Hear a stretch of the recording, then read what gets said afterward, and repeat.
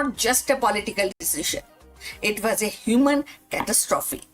Much like civilians of Iran who now find themselves uprooted, millions in the subcontinent were forced to abandon their homes, lands, and identities, that too overnight. Both movements, separated by decades and geography, speaks to the enduring tragedy for how political decision and power struggle can fracture the societies and leaving ordinary people to bear the heaviest burden. So the year 1947 stands as one of the most defining moments in South Asian history. It was the year when India gained independence from British colonial rule, but it also the year when the subcontinent was violently divided into two nations, India and Pakistan. This partition was not merely a political act of drawing borders. It was a human tragedy of an unimaginable scale. So today we are actually, as the new documentaries revisit this chapter, they bring fresh voice and forgotten stories, reminding us that the echoes of 1947 still actually there in the hearts, in the mind, across the generations. Partition uprooted nearly 15 million people, making it one of the largest forced migration in human history.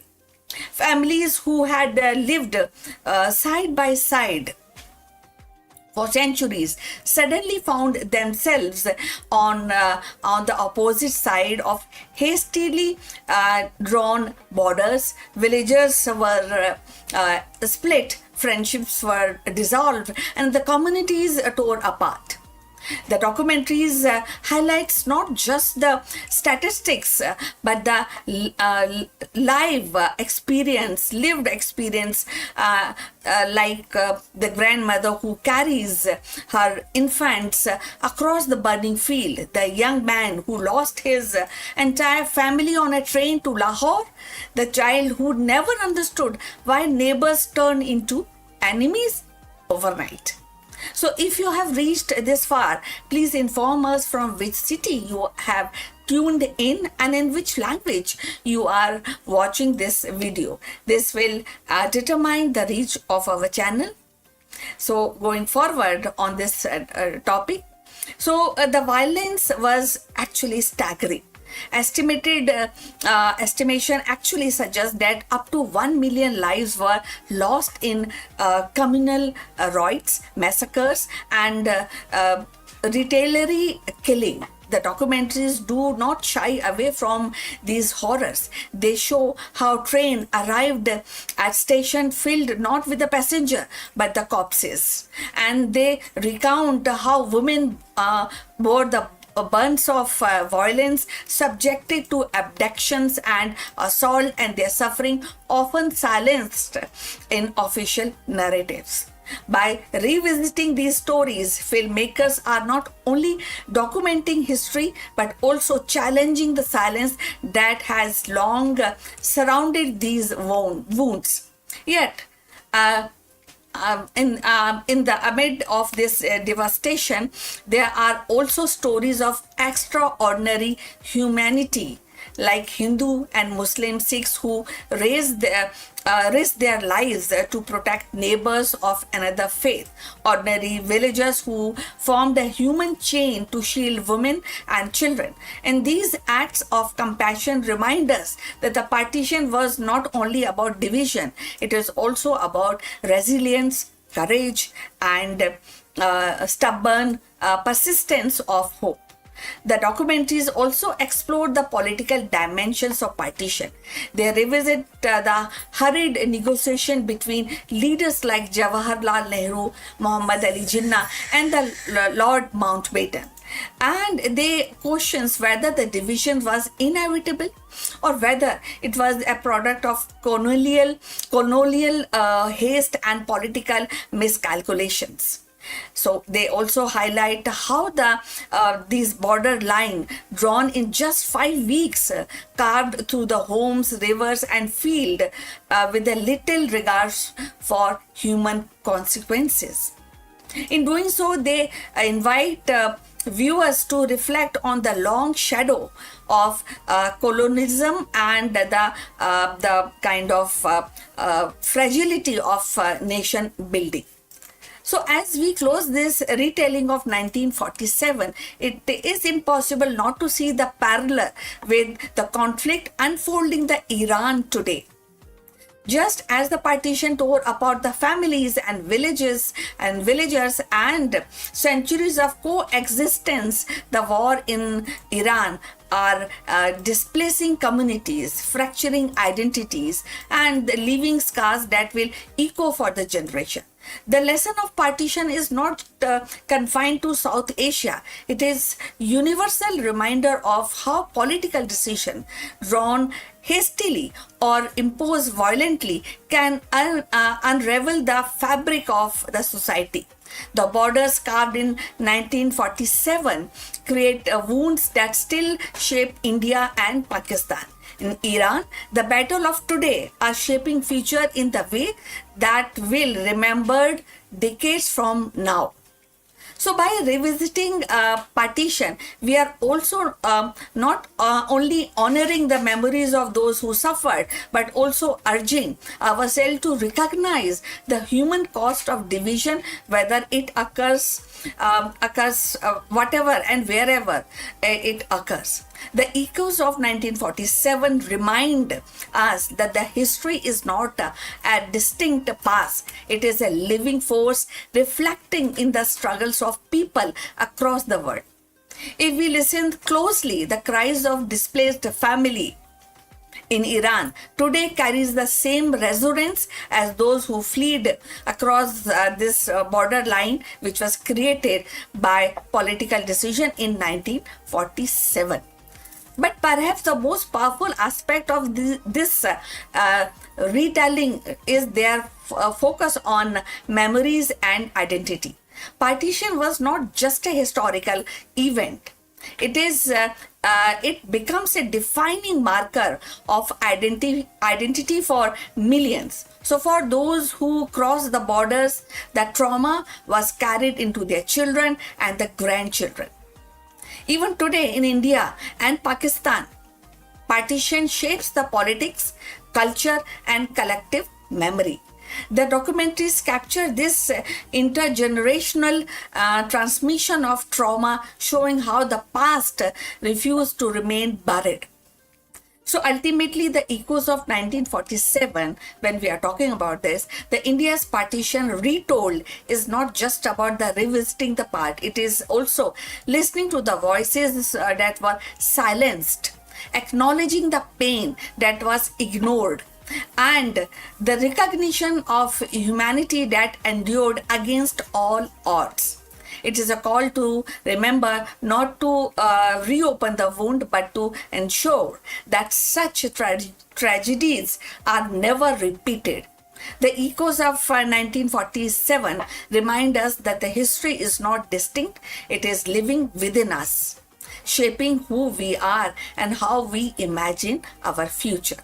And also, the retelling of partition is more than remembrance. It's also a call to empathy, to to be vigilant, and to ensure that the tragedies of the yesterday do not become inevitable for tomorrow.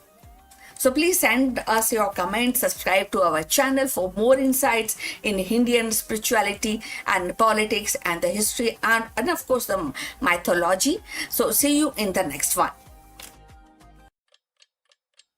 Hello दोस्तों, नमस्कारम। आपका स्वागत है। कभी आपने सोचा है कि black hole के अलावा भी ब्रह्मांड में कुछ ऐसा है जो हमारे विज्ञान, हमारी फिजिक्स को पूरा बदल सकता है? इस वीडियो में हम जानेंगे ग्रेविस्टार के बारे में और हम इसकी चर्चा करेंगे कि क्यों एस्ट्रोफिजिक्स के दुनिया में ये हमेशा एक चर्चा का विषय है। अक्सर हमने सुना है कि एक विशाल तारा जब उसका एंड होता है, दी एंड, तो वो ब्लैक होल में बदल जाता है। लेकिन कभी आपने सुना है कि हो सकता है कि वो ग्रेविस्टार में बदल जाए और ब्लैक होल ना बने? तो ये ग्रेविस्टार क्या चीज़ है? और ऐसा क्यों बोला जाता है कि ग्रेविस्टार एक कोलैप्सिंग स्टार है जो एक मिनी यूनिवर्स का निर्माण कर सकता है? तो काफ़ी दिलचस्प वीडियो होने वाला है। चलिए आगे बढ़ते हैं और इसकी चर्चा करते हैं। तो दोस्तों, जब हम अंतरिक्ष के बारे में सोचते हैं, उसकी विशालता के को देखते हैं, तो अक्सर हमें लगता है कि जो सितारे हैं, जो स्टार्स हैं, वो एक लाइट का सोर्स हैं और एक कोई बड़ा स्टार अपने अंत समय में पहुंचता है, वो उसकी डेथ होती है, तो वो ब्लैक होल में कन्वर्ट हो जाता है। और हमारी एस्ट्रोफिजिक्स में इसके बारे में काफ़ी डिटेल में एक्सप्लेनेशन है, हमारे फॉर्मूलाज से, रिलेटिविटी की थ्योरी से एक्सप्लेन किया गया है। लेकिन हाल ही में कुछ ऐसा देखने को मिला है कि जब ये बड़ा स्टार का दी एंड होता है, सुपरनोवा हाइपरनोवा में जब तब्दील होता है, तो उसके बाद वो कई दफ़ा ब्लैक होल नहीं छोड़ता है। वो एक नए तरीके का, जिसके बारे में हम कम जानते हैं, एक नए तरीके का एक ब्लैक होल की तरह ही एक नया एक छोड़ता है, एक आइटम छोड़ता है जिसका नाम है ग्रेविस्टार। अब उसके नाम से ही पता चलता है कि इससे ग्रेविटी से कुछ लिंक होगा। तो इस ग्रेविट स्टार बोलते हैं इसको, ग्रेवा स्टार, जो स्टैंड करता है ग्रेविटेशनल वैक्यूम स्टार। मतलब ये एक नए तरीके का ये एक जानवर है जो ग्रेविटेशनल वैक्यूम स्टार होता है, जिस जो ब्लैक होल से भिन्न होता है। ब्लैक होल क्या करता है, हर चीज अपनी तरफ खींचता है ग्रेविटी की वजह से, लेकिन ये ग्रेविटेशनल वैक्यूम स्टार बन जाता है। और अगर ये प्रूव हो जाए या हमें ग्रेविस्टार कहीं दिख जाए, ऐसा देखने में आ रहा है कि कई जगहों पे जो हमारी साइंटिफिक थियरीज है वो ये कह रही हैं कि यहाँ पे ये ब्लैक होल नहीं है, बल्कि एक ग्रेविस्टार है। तो लेकिन इस पे शोध चल रहा है। तो अगर ये प्रूव हो जाए कि ग्रेविस्टार होता है, तो हमारे ब्रह्मांड की समझ पूरी की पूरी बदल जाएगी। तो दोस्तों, आगे बढ़ने से पहले मैं आपसे पूछना चाहता हूँ कि आप किस शहर से हमारे साथ जुड़े हैं और किस लैंग्वेज में हमारा इस वीडियो को देख रहे हैं। इससे हमें मदद मिलेगी अपने वीडियो की पहुंच को असेस करने के लिए। तो चलिए आगे बढ़ते हैं।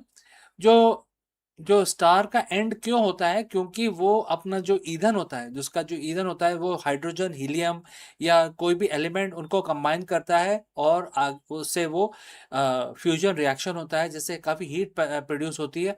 और ये बैलेंसिंग एक्ट की तरह काम करता है कि उसके कोर में हीट प्रोड्यूस होती है जो ग्रेविटी को बैलेंस करती है, ग्रेविटी को अलाउ नहीं करती है कि पूरे स्टार को कोलैप्स होने दे।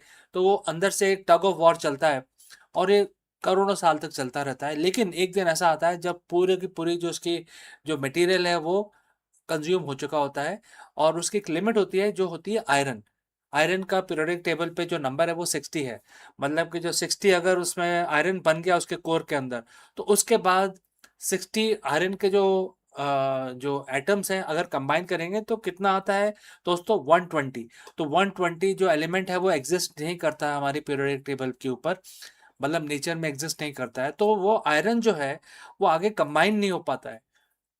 तो उसकी वजह से जो ग्रेविटी है उस स्टार की वो टेक ओवर कर लेती है और इंस्टेंटली विद इन 1 सेकेंड, मतलब 30%, 30 माइक्रो सेकेंड के अंदर वो पूरा का पूरा स्टार कोलैप्स हो जाता है और सुपरनोवा में तब्दील हो जाता है।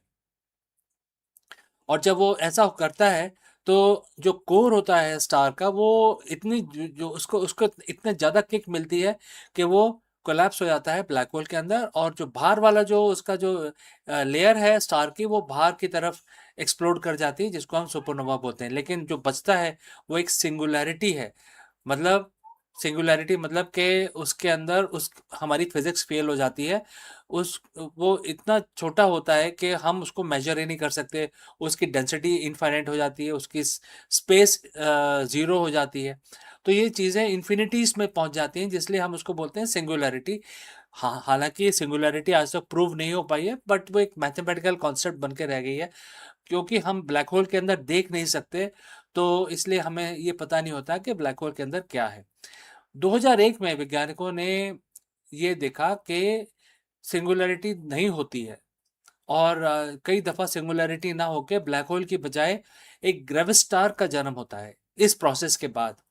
तो ग्रेविस्टार का मतलब क्या है? Gravitational vacuum star.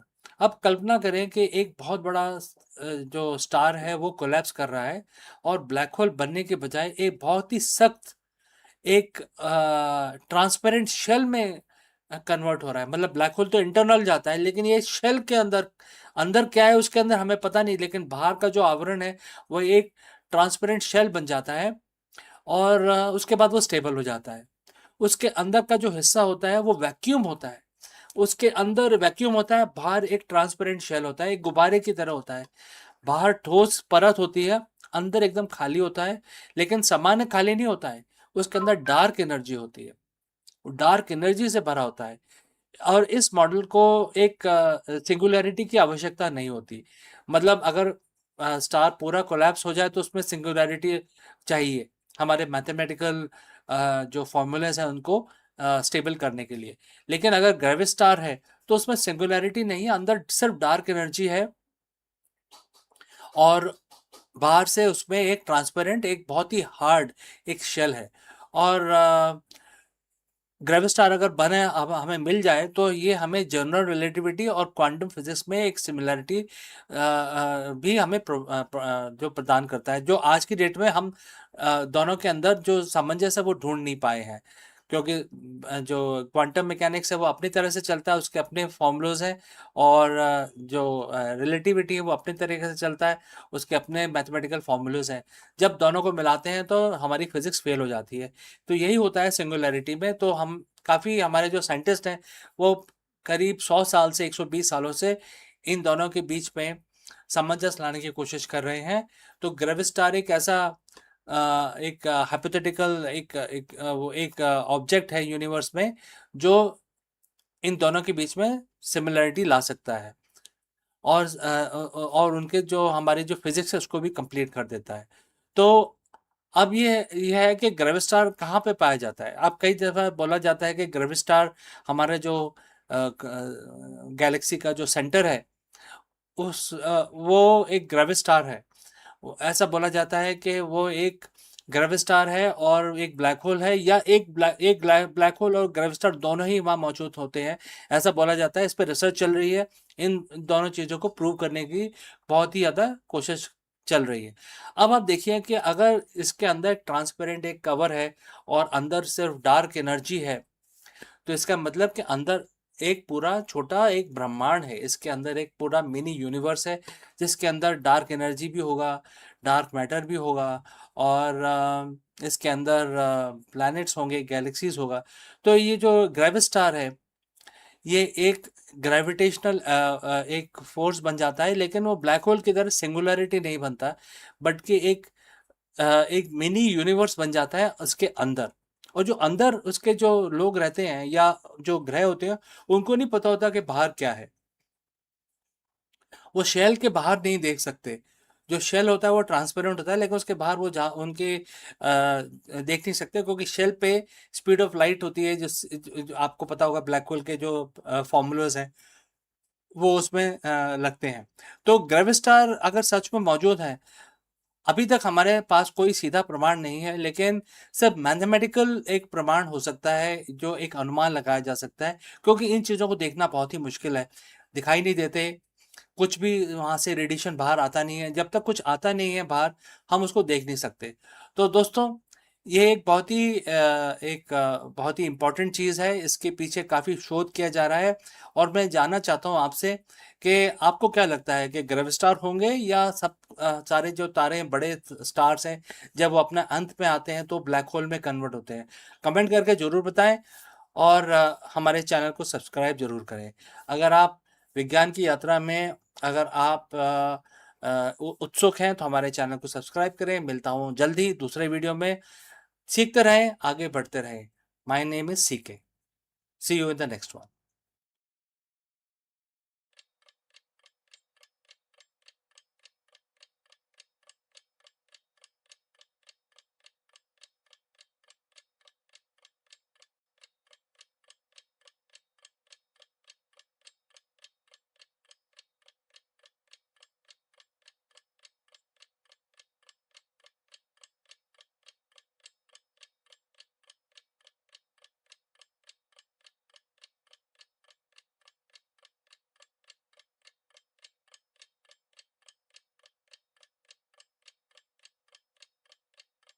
Hello, friends, you are most welcome. Namaskaram. The lines on the silicon wafer are now more important than the borders on the map.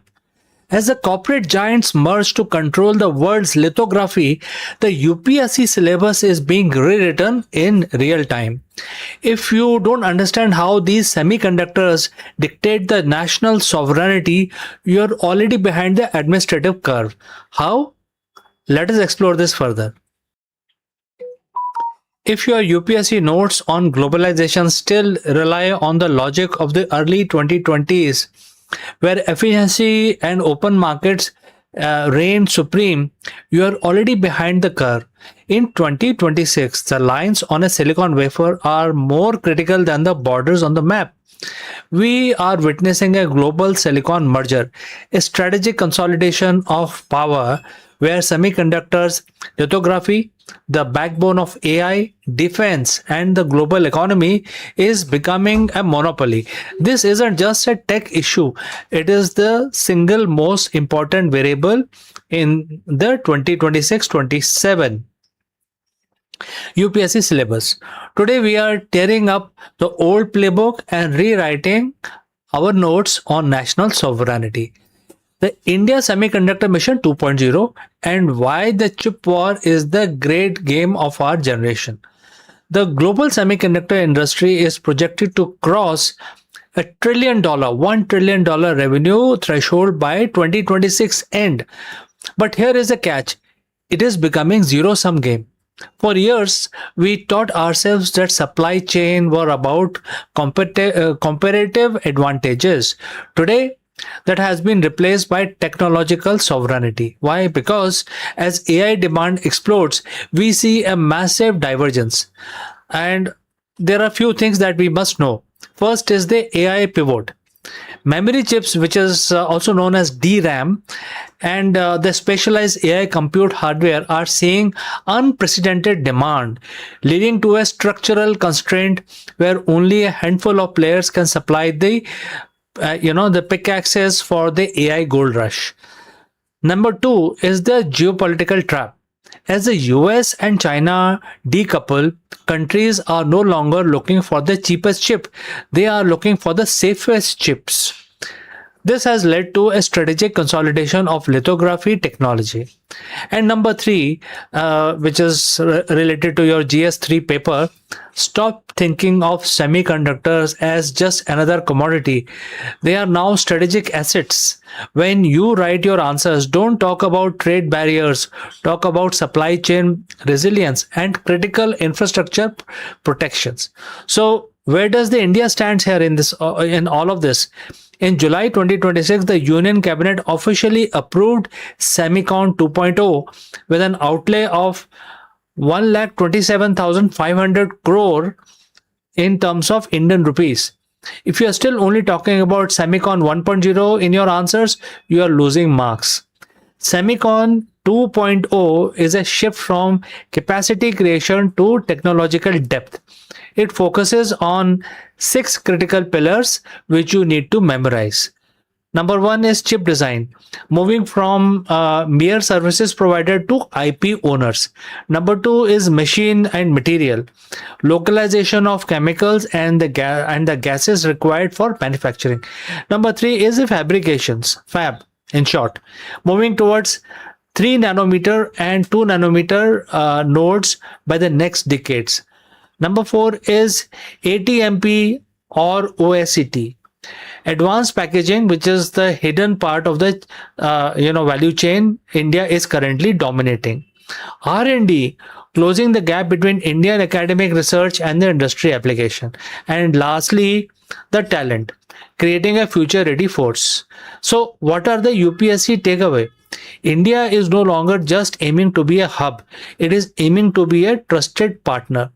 When analyzing India's foreign policy, look at the MOU signed with the EU, Japan, and the US. This is not just trade, it is building of Silicon diplomacy bloc. To master this topic for the mains, recognize your notes into this 4 quadrant framework. Quadrant 1, which is the geopolitics, discuss the silicon diplomacy and the quad semiconductor supply chain partnership. Quadrant 2 is the economy. Discuss shift from cyclic semiconductor growth to AI driven structural demand. Quadrant 3 is the internal security.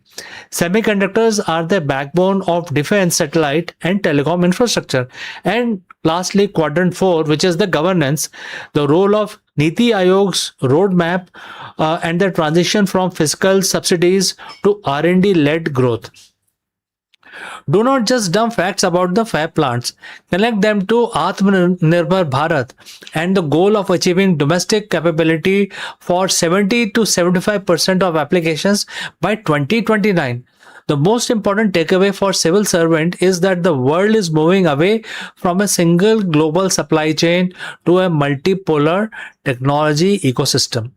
If you understand that semiconductors are the new oil and the monopolies controlling them are the new OPEC, you will write answers that demonstrate a high level of administrative understanding of the 21st century statecraft. Don't just prepare for an exam, prepare for the role of the policymaker. Rewrite your notes, focus on the strategy, not just the states. And remember, in the race for the digital sovereignty, India isn't just participating in its, in the whole rat race, it is positioning itself to lead. So, friends, in the end, I will like to say good luck for your examinations, and I will catch you again very soon in the next one.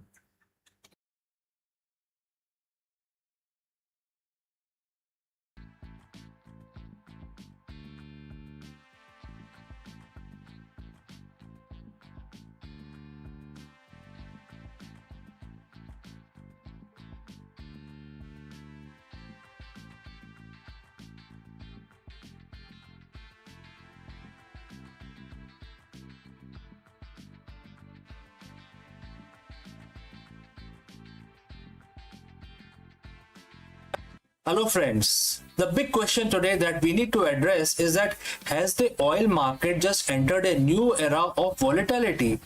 Very profound question because it affects guys like you and me. And therefore in this video we are going to understand and analyze the historic shift for the global energy. After the UAE has officially exited OPEC Plus as of May 1st, 2026, following this departure, 7 core OPEC Plus members, including Saudi and Russia, have announced an output increase and taking it to 188,000 barrels per day. And this is for June. But the Strait of Hormuz is still impacted because of the regional conflict. So are they preparing for some new opportunities in month of June? And what is going on here? Let us discuss this further.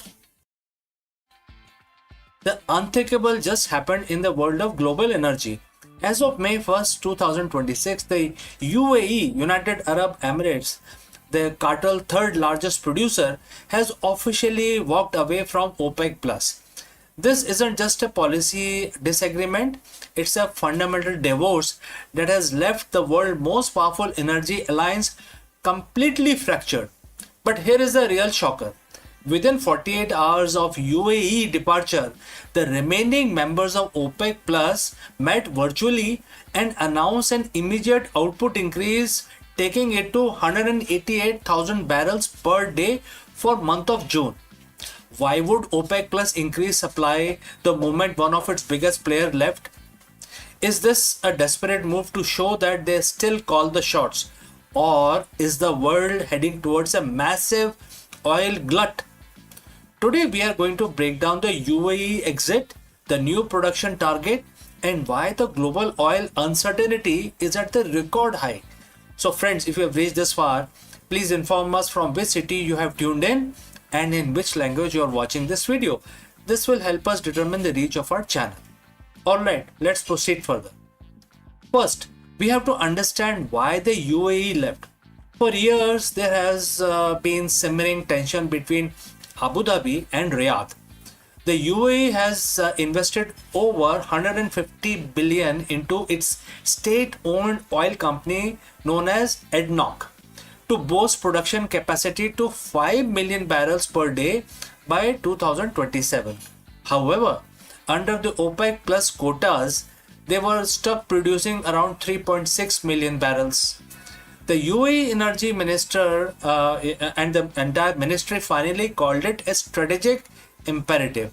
They wanted the flexibility to produce what they want, when they want, especially to fund their transition to a post-oil economy.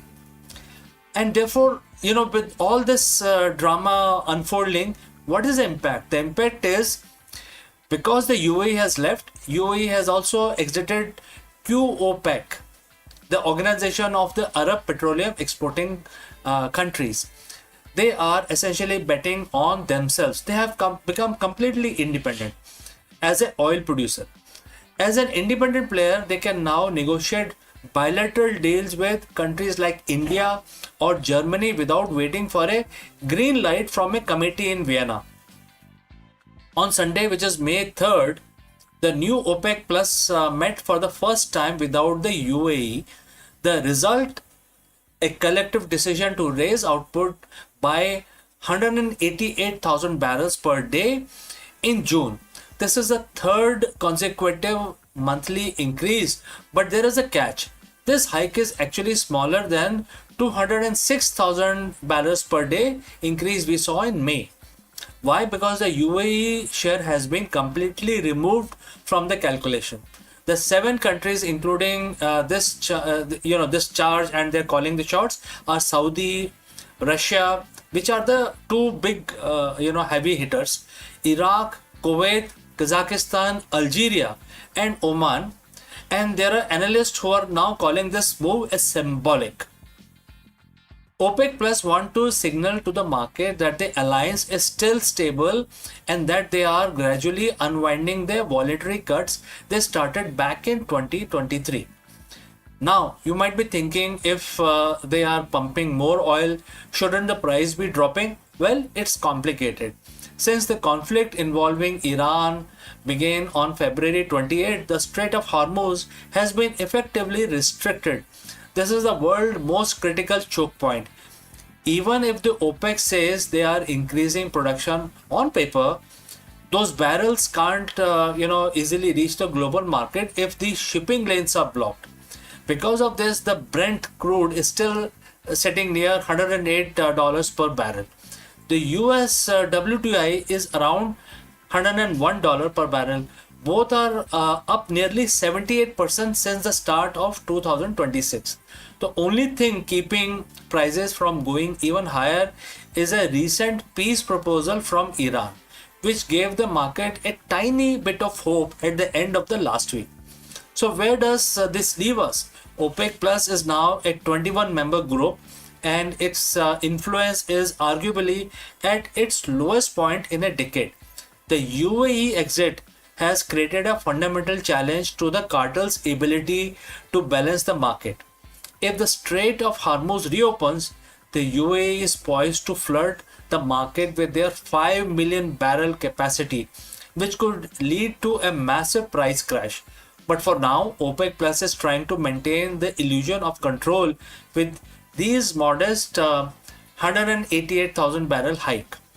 The bottom line is, the oil unit we have known for years is gone.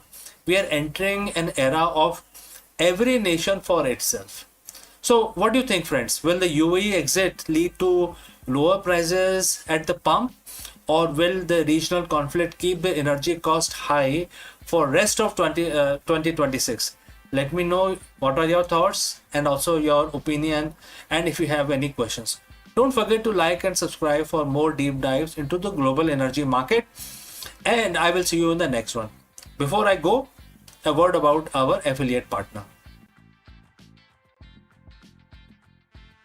Stop settling for a good enough video. If your built-in laptop camera looks like a grainy mess, it is time for an upgrade. Want to instantly level up your video presence? I like to present the Lenovo Performance FHD webcam. This is a game changer for your desktop setup. Technically, this is packed. It has a very sensitive RGB sensor, very crisp photographs it takes. Also comes with two microphones on board, which helps you to record very clear voice in stereophonic format. And these microphones are very sensitive. You can actually move away from the camera up to 2 meters, and these microphones will pick up your voice without any problem. This is a very strong piece. This is very sturdy. Comes with tripod ready. Comes with a very long leash, so it gives you a lot of flexibility to place the webcam wherever you want to keep in your studio. And also it has a swivel base, which is also very handy. So if you want to basically level up your game and you want to pick up this camera at a discount, please click on the link here or scan the QR code. Now let's get back to our video.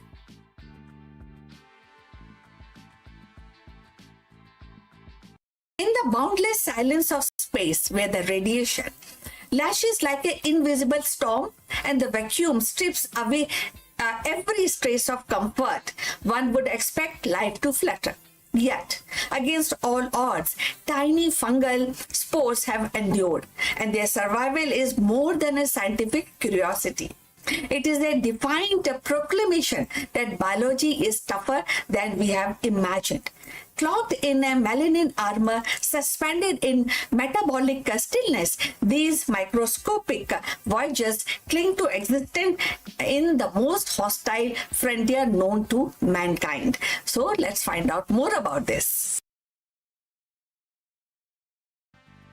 In the cold silence beyond Earth's protective atmosphere, where the radiation storm rages and temperatures plummet, life is not expected to endure.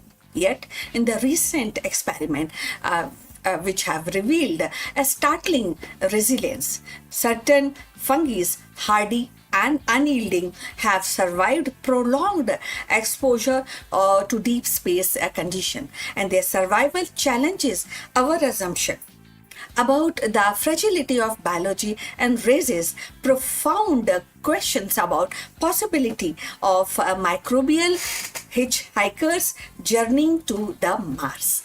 So scientists have placed spores of extramophilic fungi aboard orbital platform, exposing them to the cosmic radiation, vacuum, and the relentless cycle of solar flares. So months later, when these were retrieved and examined, many spores remained viable, and their cell wall, rich in melanin, acted as a shield against the radiation, while their metabolic dormancy allowed them to endure starvation and desiccations. So what seems like a death sentence become a testament to evolutionary ingenuity. So these organisms born in shadow of Earth's ecosystem proved capable of weathering the hardest frontier.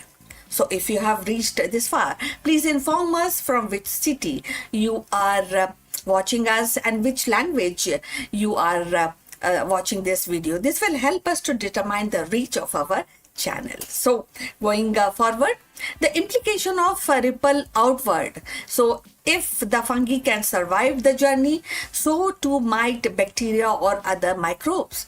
And these raises a specter of forward contamination, the accidental transport of Earth's life to the Mars.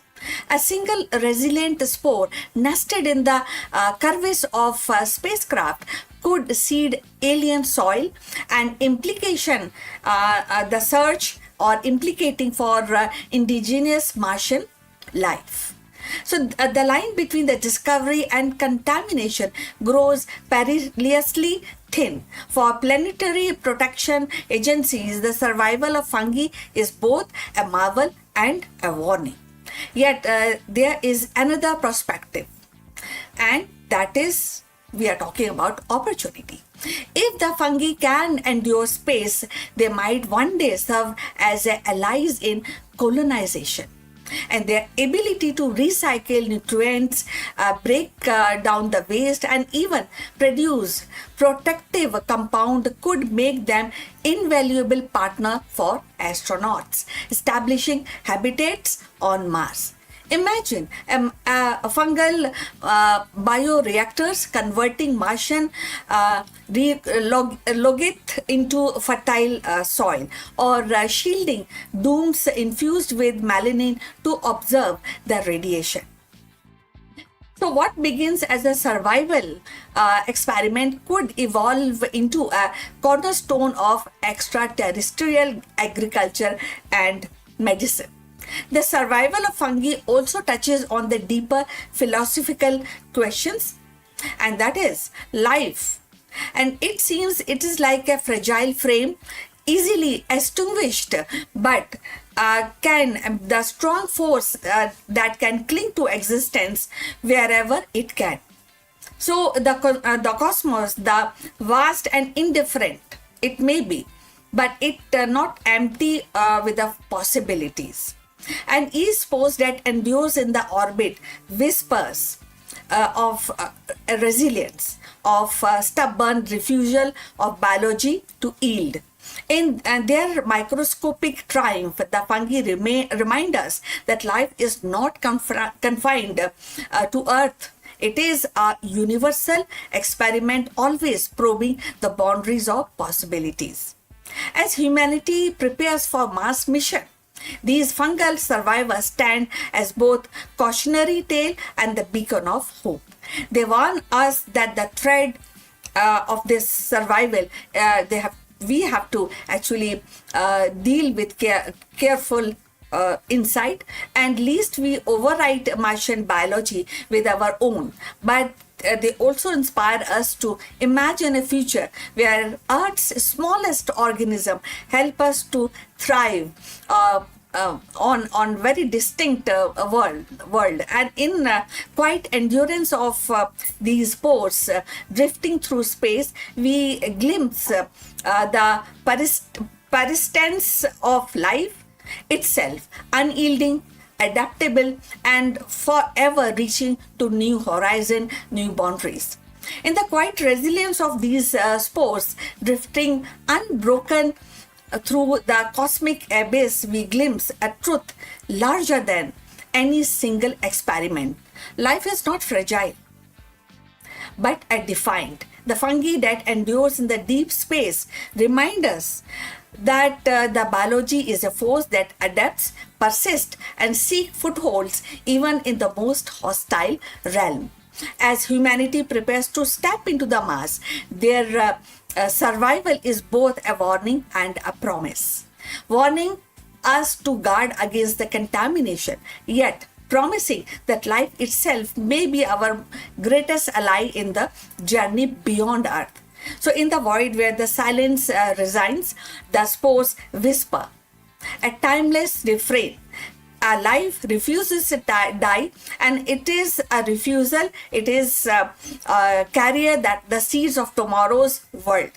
So we have come to the end. Thanks for watching this, and we look forward for your comment. At the same time, we request you to subscribe our channel. See you in the next, but before we go further, a few words from our affiliate partner. Stop settling for a good enough video. If your built-in laptop camera looks like a grainy mess, it is time for an upgrade. Want to instantly level up your video presence? I like to present the Lenovo Performance FHD webcam. This is a game changer for your desktop setup. Technically, this is packed. It has a very sensitive RGB sensor, very crisp photographs it takes. Also comes with two microphones on board, which helps you to record very clear voice in stereophonic format. And these microphones are very sensitive. You can actually move away from the camera up to 2 meters, and these microphones will pick up your voice without any problem. This is a very strong piece. This is very sturdy. Comes with tripod ready. Comes with a very long leash, so it gives you a lot of flexibility to place the webcam wherever you want to keep in your studio. and also it has a civil base, which is also very handy. So if you want to basically level up your game and you want to pick up this camera at a discount, please click on the link here or scan the QR code. Now let's get back to our video. Hello friends, welcome, namaskaram. Are you obsessed with hitting your target at the expense of your performance? If yes, you have reached the right place, because in this video we explore a transformative management philosophy from Bhagavad Gita. The ancient concept of Nishkam Karma, performing your duty without attachment to the result, might sound counterintuitive in today's performance driven culture. However, it is actually the secret to sustainable growth, sharper decisions making, and long term business success. Let us go and explore this concept further. As a CEO or an executive, you are defined by your results. You live and die by the quarterly reports, the growth percentage, and the share price and the KPIs. If you miss, you answer for it. If you hit, you get a pat on the back, and then you are expected to do even better next quarter.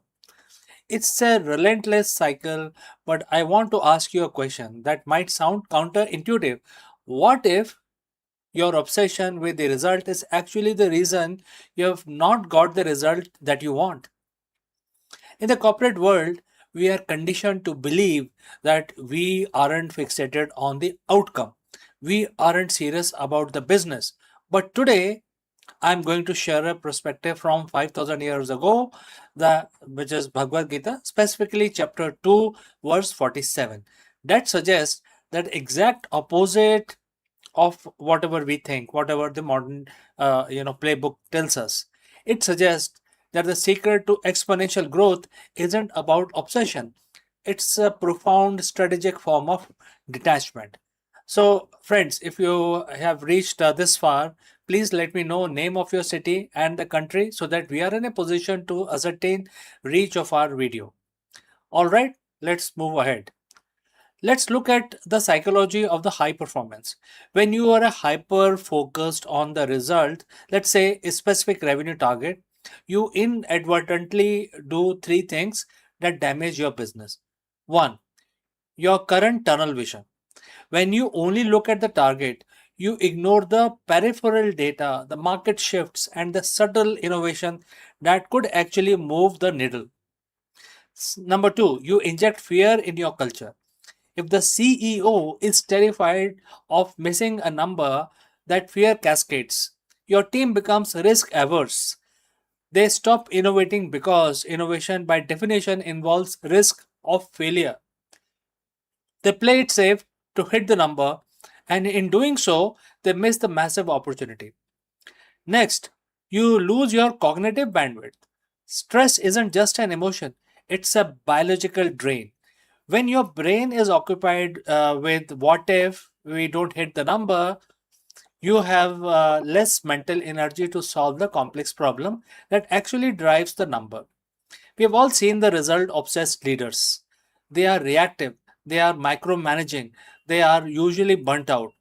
But there is a better way to lead, a way that is ancient yet arguably more relevant to the modern business landscape than ever before.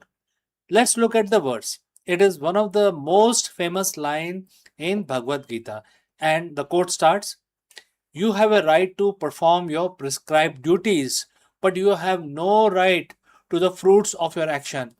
Quote close. At first glance, this sounds like it goes against everything we teaches in business schools.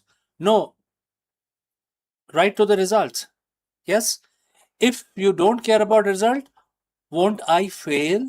That's a big question that you might ask me. No, this is a misunderstanding. This is not a philosophy of passivity.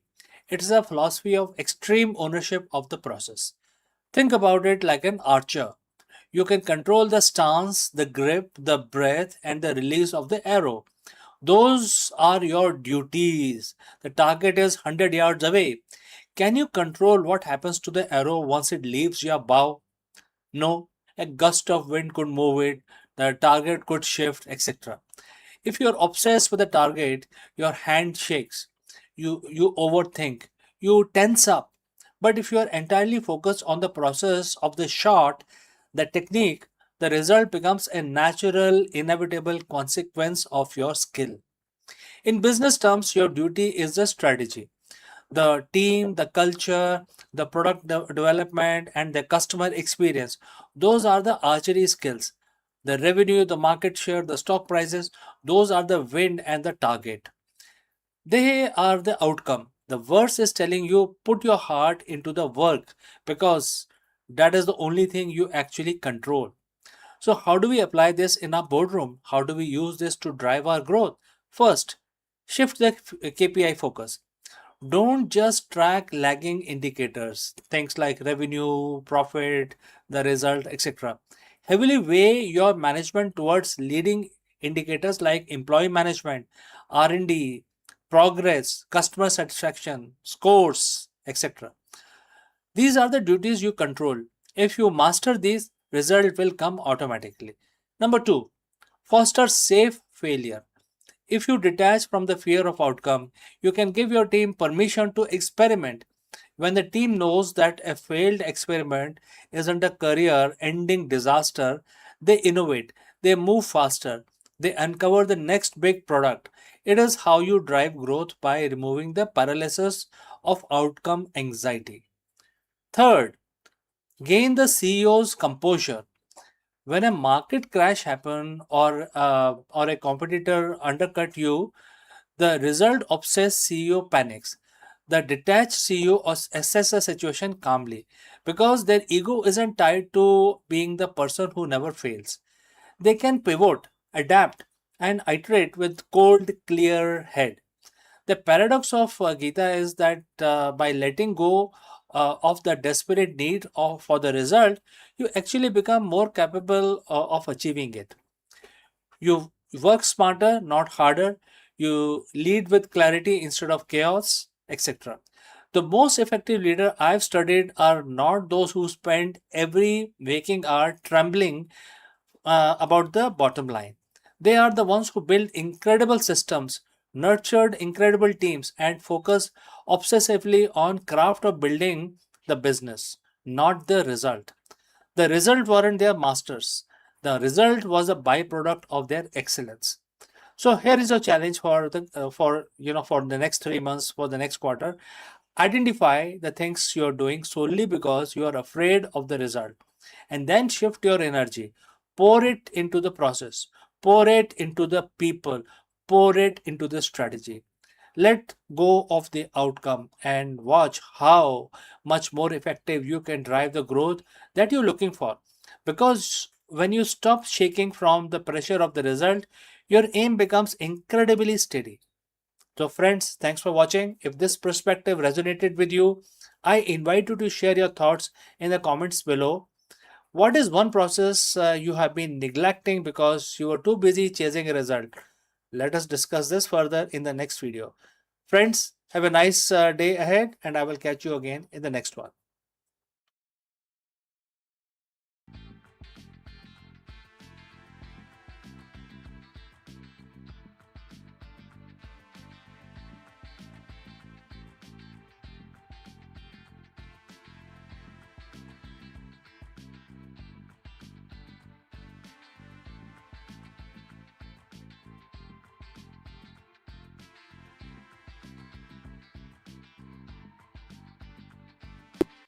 Two dawns break across the alien sky, one blazing, one gentle, casting twin shadows that stretch into the unknown. What once lived only in the imagination of storytellers has now stepped into the telescope lens. 27 planet candidates orbiting not one but two suns. And these worlds, simmering like echoes of Star Wars Tatooine, are no longer fiction but cosmic invitation. They whisper of future double horizon, and where every sunrise is a duet, and every settlement a testament to our courage to thrive in the extraordinary. So let's find out more about this. Imagine standing on alien soil, the horizon painted not by one dawn, but two.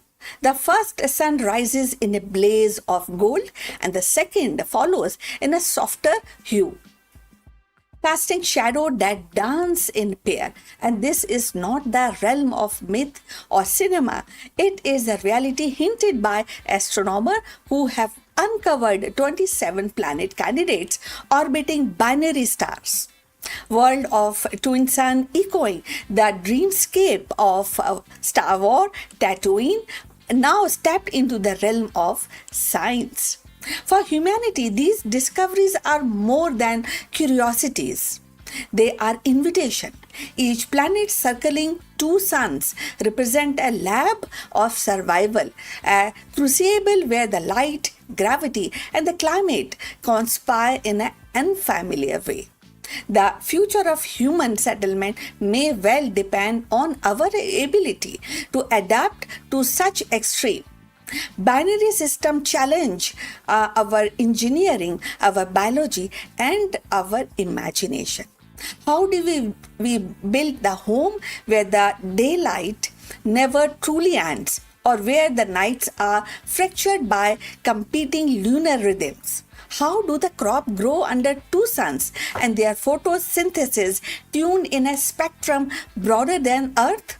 So these are the questions that are obstacle, and if you feel they're obstacle, that is up to you. But for scientists and somebody who is inclined to new discoveries, these questions are not obstacles, but they are seed of innovation. So if you have reached this far, please inform us from which city you have tuned in and in which language you are watching this video. This will help us determine our channel. So moving forward, the dual suns offer paradoxical gift. On one hand, these gravitational tug of war can destabilize orbits, making climate volatile. On the other hand, their combined energy could sustain habitable zone wider than those around solitary stars. A planet warmed by two suns might host desert of dazzling brilliance, ocean simmering under perpetual twilights, or forests that evolve pigment unknown to Earth. For settlers, survival would mean harnessing these abundance. Solar array tuned to twin frequencies, agriculture adapted to relentless light, and architecture designed to shield the channel heat. So, but beyond the survival lies culture. Imagine the myth born under binary skies. Children raised to see two dawns as a symbol of resilience. Poet describing love as a dance of twin flames. And scientists charting calendar by rhythm of dual eclipse. So human settlement is not only about biology, it is about meaning. And these words promises meaning in abundance. The discovery of 27 such candidates is a reminder that our galaxy is not uniform. It is diverse, it is unpredictable and generous. Each binary system is a stage where the humanity might rehearse its next act. Colonies under twin suns could become outposts of resilience, teaching us to thrive in the condition once thought to be impossible. They could serve as a way station for a deeper journey, stepping stones and towards galactical citizenship. The future of the settlement among the twin suns is not guaranteed. It is earned. So, it actually will demand technologies that tame chaos, philosophies that embrace duality, and courage that sees opportunities in strangeness. So, yet the history shows that humanity thrives when they're challenged, and from desert to poles, from oceans to orbit, we have always actually turned the unfamiliar into the home. And as the telescope unveil these twin sun world, humanity stands at the threshold of possibilities. The double dawn are not just a spectacle of light. They are symbol of resilience, of future where we learn to thrive in the extraordinary. Each of these 27 planets is a reminder that the universe is vast, generous, and waiting to settle beneath two sun is to embrace duality, to craft a new myth, and to prove that our spirit is as boundless as the sky we seek. The twin horizon rise, and with them the promise of civilization, unafraid to call the impossible as home. So we have come to the end of this information, this video. Look forward for your comments, and thanks for watching. Please like and subscribe our channel, and see you in the next one. But before we end, few words from our affiliate partner. Stop settling for a good enough video. If your built-in laptop camera looks like a grainy mess, it is time for an upgrade. Want to instantly level up your video presence? I like to present the Lenovo Performance FHD webcam. This is a game changer for your desktop setup. Technically, this is packed. It has a very sensitive RGB sensor, very crisp photographs it takes. Also comes with two microphones on board, which helps you to record very clear voice in stereophonic format. And these microphones are very sensitive. You can actually move away from the camera up to 2 meters, and these microphones will pick up your voice without any problem. This is a very strong piece. This is very sturdy. Comes with tripod ready. Comes with a very long leash, so it gives you a lot of flexibility to place the webcam wherever you want to keep in your studio. And also it has a swivel base, which is also very handy. So if you want to basically level up your game and you want to pick up this camera at a discount, please click on the link here or scan the QR code. Now let's get back to our video.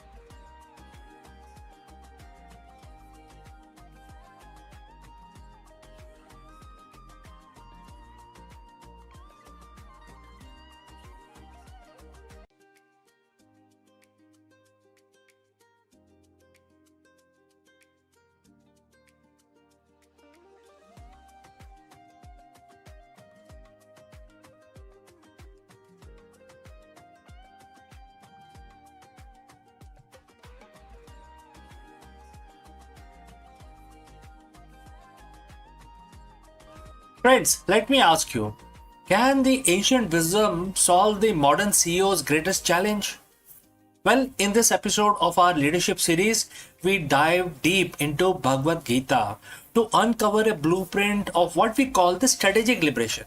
For a high-stake executive, liberation isn't about escaping the boardroom. It's about operating within it with total clarity, unshakable focus, and a mind free from sense of cognitive bias and ego. Let us explore this further. In the world of high-stake business, we talk about freedom. We in fact talk a lot about freedom and market freedom, financial freedom, the freedom to innovate. But for the modern CEO, the reality is often opposite. You are tethered to the stock ticker, bound by the expectations of the board, and often a prisoner to your own decision-making loop. We call this the invisible ceiling, the point where your intelligence and hard work cannot take you any further because your mind is too cluttered with the noise of the trade. But what if there was a way to achieve a state of strategic liberation, a state where you operate with absolute clarity, where your decisions are not reactive but visionary. Over 7,000 years ago, a roadmap for this exact state was laid out in a dialogue on a battlefield. Today we are looking at Bhagavad Gita, chapter 5, verse 17. It's not just a spiritual mantra, it is the ultimate executive manual for the 21st century. Those whose intellect is merged in Him, whose mind is one with Him, who are established in Him, for whom He is the supreme goal, their sins being dispelled by knowledge, go to the state from which there is no return. Well, this is a quote and translated into English. So friends, if you have reached this far, please inform us from which city you have tuned in and in which language you are watching this video. This will help us determine the reach of our channel, and I will also know who is watching and who is not. Now let's proceed further. To a CEO, this might sound like a religious abstraction, but let's translate this into leadership language. The words identify 4 pillars of focus. First, intellect. What is the intellect? Your strategic analytical power. Next, mind. Your emotional intelligence and focus. Third, establishment. Your core values and conviction. Fourth, the goal. Your ultimate vision or the North Star. So the Gita suggests that when these 4 are aligned with supreme truth, or in the business terms, a transcendental purpose, you reach a state of no return. In business, that is a definition of the legacy.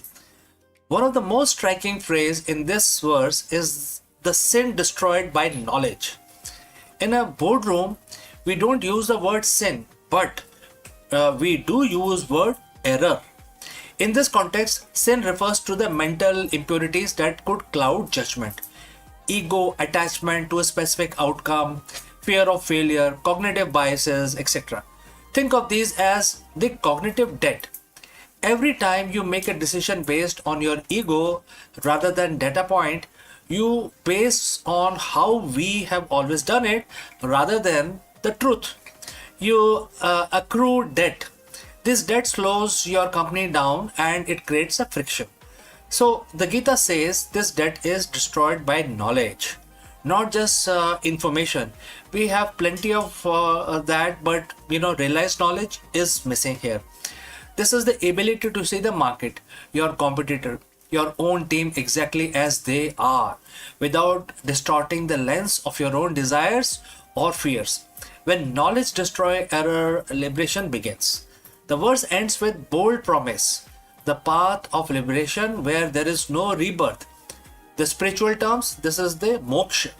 In the boardroom, this is the high performance flow state. No rebirth means you stop repeating the same mistake. Have you ever noticed that how some company seems to hit the same wall every 5 years?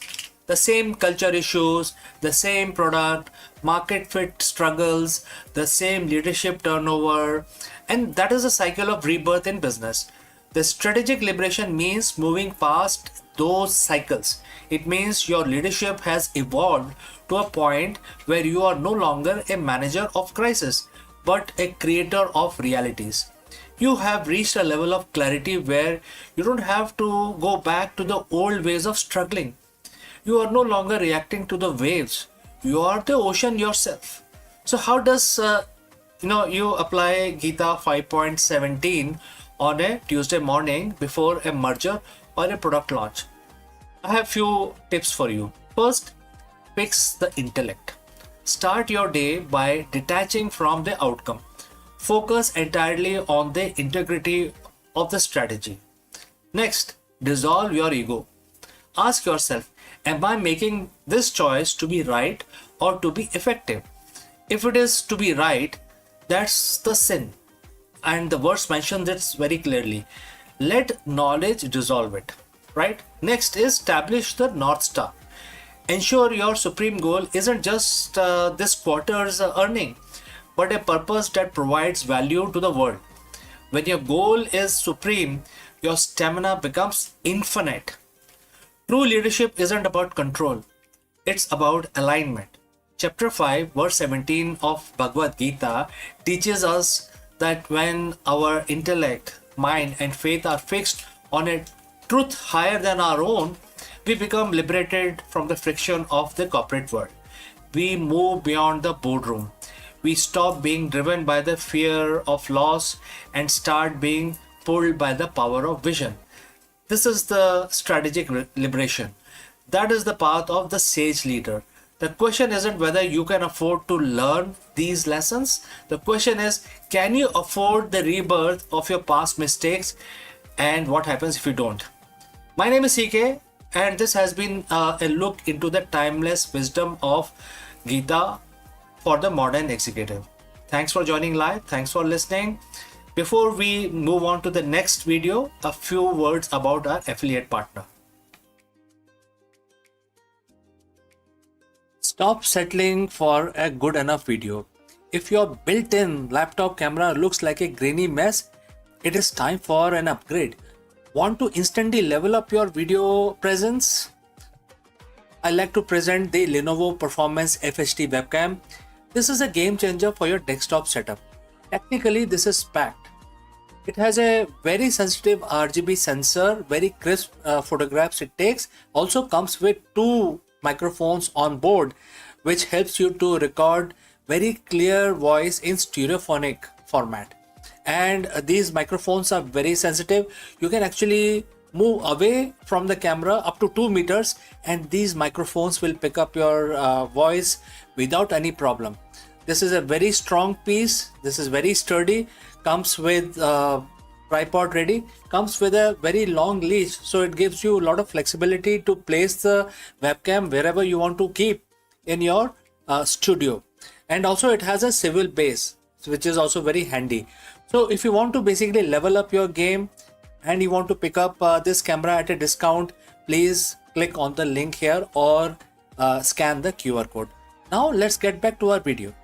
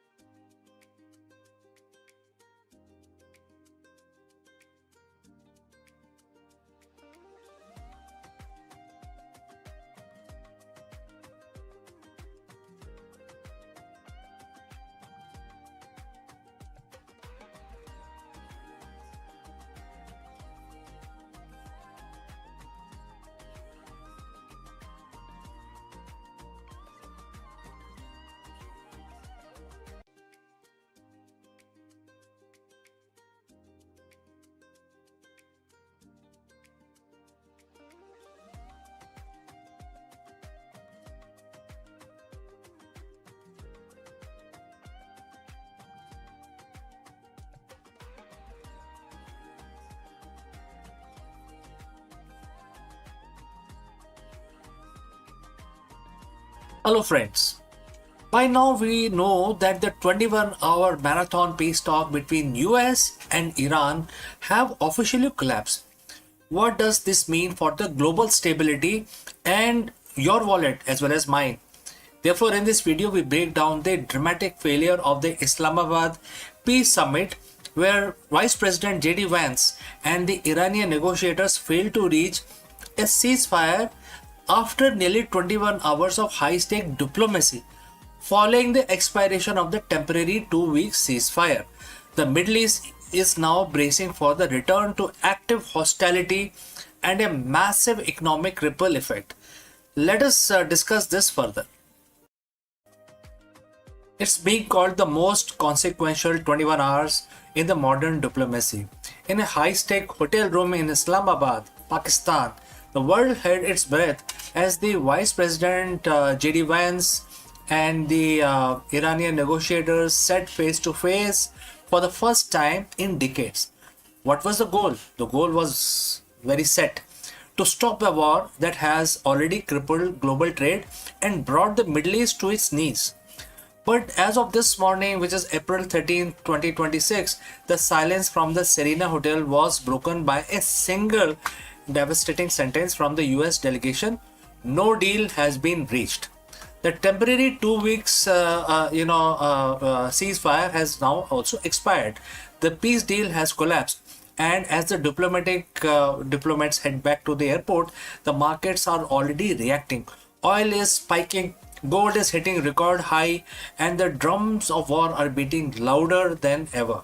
Today we dive deep into understanding what exactly is going on and why the Islamabad Peace Summit failed, and what this means for the global economy as we brace for the fallout.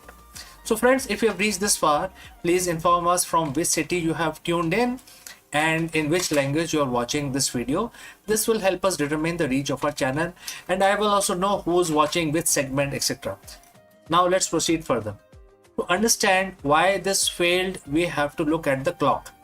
The talks began with a glimmer of hope.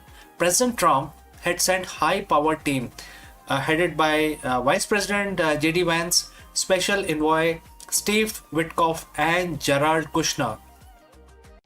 They were meeting an Iranian delegation led by Mohammad Bagher Kalibaf. For 15 hours, the talk were described as expert-level discussions.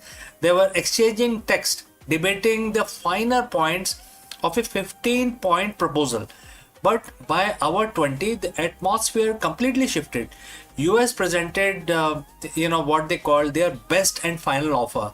The core of the American demand was simple: Iran must provide an affirmative commitment to stop all nuclear enrichment and immediately, unconditionally reopen the Strait of Hormuz. The Iran response, they called the demand excessive. Tehran counter-offered with their own 10-point plan, demanding the immediate withdrawal of all US forces from the Middle East and lifting of all sanctions before a single ship moved through the Strait of Hormuz. By 4 a.m. local time, the deadlock was absolute. JD Vance walked out, stating that if the Iranians weren't willing to negotiate in good faith, the US was not, receptive to further stalling. The open hand of diplomacy has been replaced by a closed fist. This isn't just a political failure, it's an economic catastrophe. Why does a meeting in Pakistan matter to someone in New York, London, or Tokyo? There is only one answer, and that is Hormuz. The Strait of Hormuz is the world's most important oil artery. Currently, it is under an effective stranglehold. During the ceasefire, there was a hope that the blockade could be lifted. Instead, no deal news has sent oil prices into a vertical climb. Analysts at Goldman Sachs and S&P Global are warning that if the hostility resumes, we are looking at a price of $150 per barrel, and this is going to become a reality. But it is not just oil. Let's look at gold. We have seen gold surge over $100 an ounce in mere minutes, hitting record height as investors flee to safer havens. The Gulf economies nations like Qatar and Kuwait, which rely entirely on the strait, are looking at potential recession of up to 5% this year. Supply chain. Let's look at how this will impact supply chain. From semiconductor to food imports, the Middle East, stress test is basically completely failing, and it is going to basically create a major problem for the world. Iran has already struck Amazon data centers in Bahrain and UAE earlier this year. With the peace deal dead, tech giants like Microsoft and Google are reportedly considering their entire presence in the region. We are witnessing the de-globalization of the Middle East in real time. So what happens tomorrow? What happens today? 2 week ceasefire is officially over. President Trump has already stated that he is ready to open the strait with or without Iran's cooperation. On the ground that the situation is volatile, Israel has agreed to talks with Lebanon but refused to speak with Hezbollah. In Iran, hardliners are already claiming victory, saying they forced the US to the table and gave up nothing. Well, military buildup is staggering. The US has erected missiles launchers at Qatari airbase, and second aircraft carrier is moving into Gulf. On the other side, Iran has deployed advanced Chinese anti-stealth radar system. The Epic Fury war, as some are calling it, as no longer a threat, it's a renewed reality. If a single spark hit a tanker in the next 48 hours, the limited conflict could transform into a regional issue that involves every major power on earth. Diplomacy is a game of red lines, and in Islamabad, both sides finally hit them. The US won't accept a nuclear Iran, Iran won't accept a US policed region. We are entering a period of extreme uncertainty. The failed peace deal of 2026 will likely be remembered as a moment the world realized that the old rules of Middle Eastern diplomacy are officially broken. For now, keep an eye on the oil stickers and the troop movement in Pakistan and also in Oman. The next move won't be made by a diplomat in a suit, it will be made by commanders in cockpit. So friends, what do you think? Was the US too rigid in their demands, or is Iran simply playing for the time while the world's economy burns? Let me know in the comments below. This is a developing story, and we will be here to bring you the update as that happens. Don't forget to subscribe and hit the bell icon. In a world that's this volatile, staying informed is our only hedge. I'm CK, and I will see you in the next one. Before we go to the next section, a word about our affiliate partner. Stop settling for a good enough video. If your built-in laptop camera looks like a grainy mess, it is time for an upgrade. Want to instantly level up your video presence? I like to present the Lenovo Performance FHD webcam. This is a game changer for your desktop setup. Technically, this is packed. It has a very sensitive RGB sensor, very crisp photographs it takes. Also comes with 2 microphones on board, which helps you to record very clear voice in stereophonic format. And these microphones are very sensitive. You can actually move away from the camera up to 2 meters, and these microphones will pick up your voice without any problem. This is a very strong piece. This is very sturdy.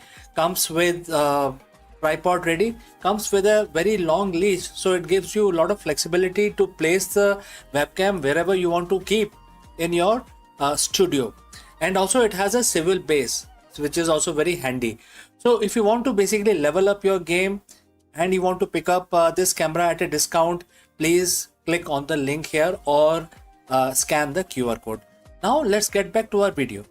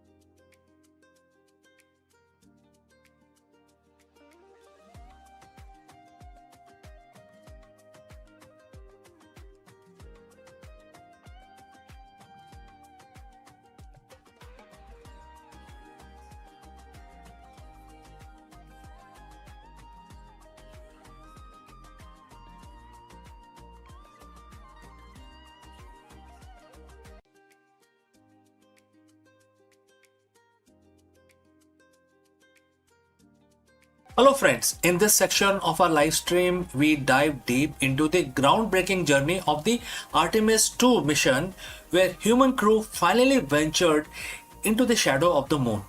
For decades, we have relied on the robotic probes to map the lunar far side, but the human eye sees what camera often misses. Join us as we explore the incredible sights witnessed by crew from never before seen crater complex to eerie rugged terrain of the lunar South Pole. Let's go and explore this further. For over 50 years, the far side of the moon has been a place of myth and robotic photography. We have seen the grainy black and white photos from the Soviet probes and high definition scans from the lunar reconnaissance orbiters. But until April 2026, no human eye had looked upon the moon's hidden face since the end of Apollo program. On April 1st, 2026, four pioneers, Reed Wiseman, Victor Glover, Christina Koch, and Jeremy Hansen, shook the Florida coast as they rode a pillar of fire into the sky. They weren't just going back to the moon, they were going beyond it. Artemis 2 was designed to test the limits of the Orion spacecraft, but it becomes something much more. A voyage into the darkness where humans saw things that camera simply cannot capture. Today we are looking at what the crew of Artemis 2 discovered when they crossed into the lunar night. So friends, if you have reached this far, please inform us from which city you have tuned in and in which language you are watching this video. This will help us determine the reach of our channel. As Orion moved away from Earth, the crew achieved a milestone that had stood from over half a century. On April 4th, they officially surpassed the distance recorded set by Apollo 13, reaching a maximum distance of over 252,760 miles from our home planet. But the real mission began on April 6th. As the spacecraft swung around the moon, the crew prepared for the loss of signal, which is LOS. This is the moment when the massive bulk of moon blocks all radio waves from Earth.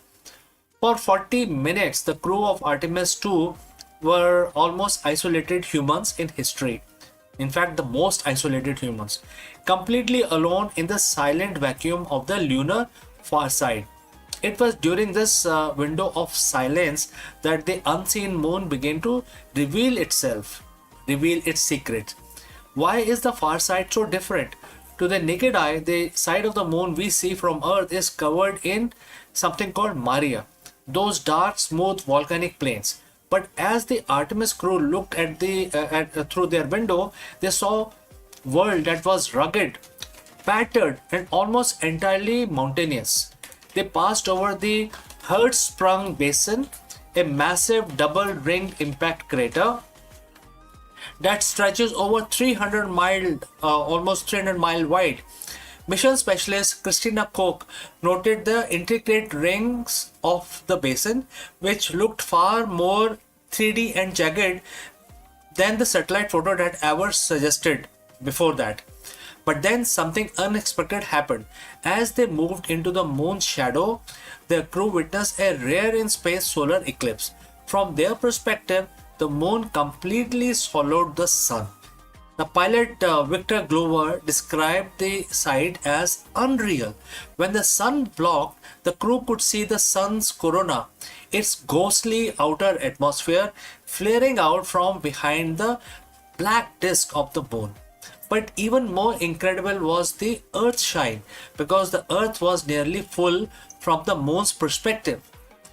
It reflected enough light to actually illuminate the dark surface of the moon in a soft, eerie blue glow.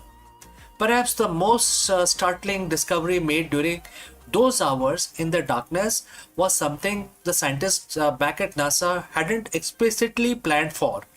While peering at the darkened lunar surface, the crew began to report seeing pinpricks of lights. Commander Reed Wiseman radioed back once communication was restored, and he said, the quote start, that was definitely an impact flash. And Jeremy just saw another one. And the quote close. So in total, the crew reported 6 distinct meteoroids striking and hitting the moon in real time. These were tiny space rocks slamming into the lunar soil at tens and thousands of miles per hour, exploding in a millisecond long burst of bluish white light.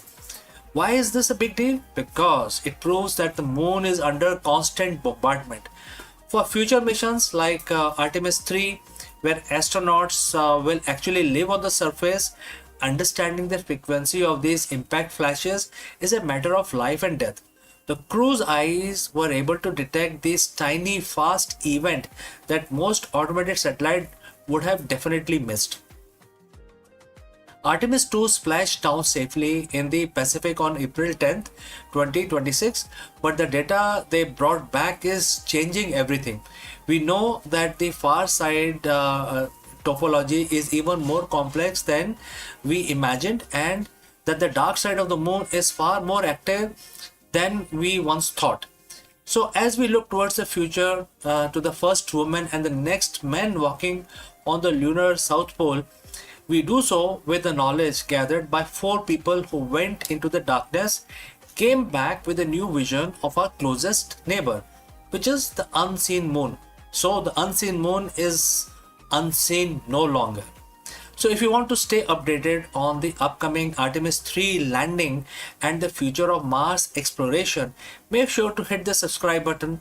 The journey is just beginning, and I will see you in the next one. Before I leave this section, a word about our affiliate partner. Stop settling for a good enough video. If your built-in laptop camera looks like a grainy mess, it is time for an upgrade. Want to instantly level up your video presence? I like to present the Lenovo Performance FHD webcam. This is a game changer for your desktop setup. Technically, this is packed. It has a very sensitive RGB sensor, very crisp photographs it takes. Also comes with 2 microphones on board, which helps you to record very clear voice in stereophonic format. And these microphones are very sensitive.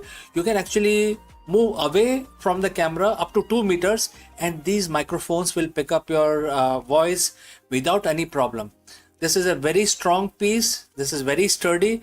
Comes with tripod ready. Comes with a very long leash, so it gives you a lot of flexibility to place the webcam wherever you want to keep in your studio.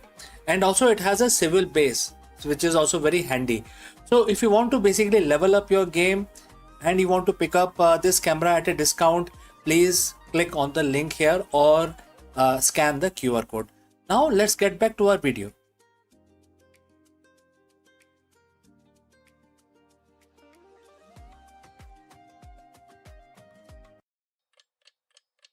Hello दोस्तों, आपका स्वागत है। नमस्कारम। क्या आप जानते हैं कि 1946 का जो साल है वो भारत के इतिहास में बहुत ही महत्वपूर्ण है, और स्पेसिफिकली आज की तारीख जिसका हम जून 16 में हैं आज, तो आज की तारीख बहुत ही महत्वपूर्ण है। लेकिन ये क्यों है, इसके बारे में हम चर्चा करेंगे इस वीडियो में। थोड़ा सा बता देता हूँ कि जो ब्रिटिश वॉइसरॉय थे वो एक मीटिंग कर रहे थे इंडियन पॉलिटिशियंस के साथ। इस मीटिंग का नाम रखा गया उन्होंने कैबिनेट मिशन 1946। लेकिन जब भी ये मीटिंग होती थी उस टाइम विभाजन की बातें ज़्यादा होती थी। हालांकि जून 16 को ये पूरी तरह तय हो गया कि अब इंटरिम गवर्नमेंट बनेगी और आज़ादी मिलेगी और इसके बाद बंटवारा भी होगा। तो ये एक बहुत इंपॉर्टेंट तारीख है हमारी हिस्ट्री की। आगे बढ़ते हैं, इसके बारे में और जानते हैं। तो दोस्तों, कुछ ऐसी तारीखें होती हैं, ऐसा कुछ हिस्ट्री होती है जो हमारे पन्नों पे दर्ज नहीं होती, लेकिन हमारे डीएनए में पाई जाती है। हम सब जानते हैं 15 अगस्त 1947 को इंडिया को आज़ादी मिली, लेकिन इसका रास्ता 1947 में शुरू नहीं हुआ।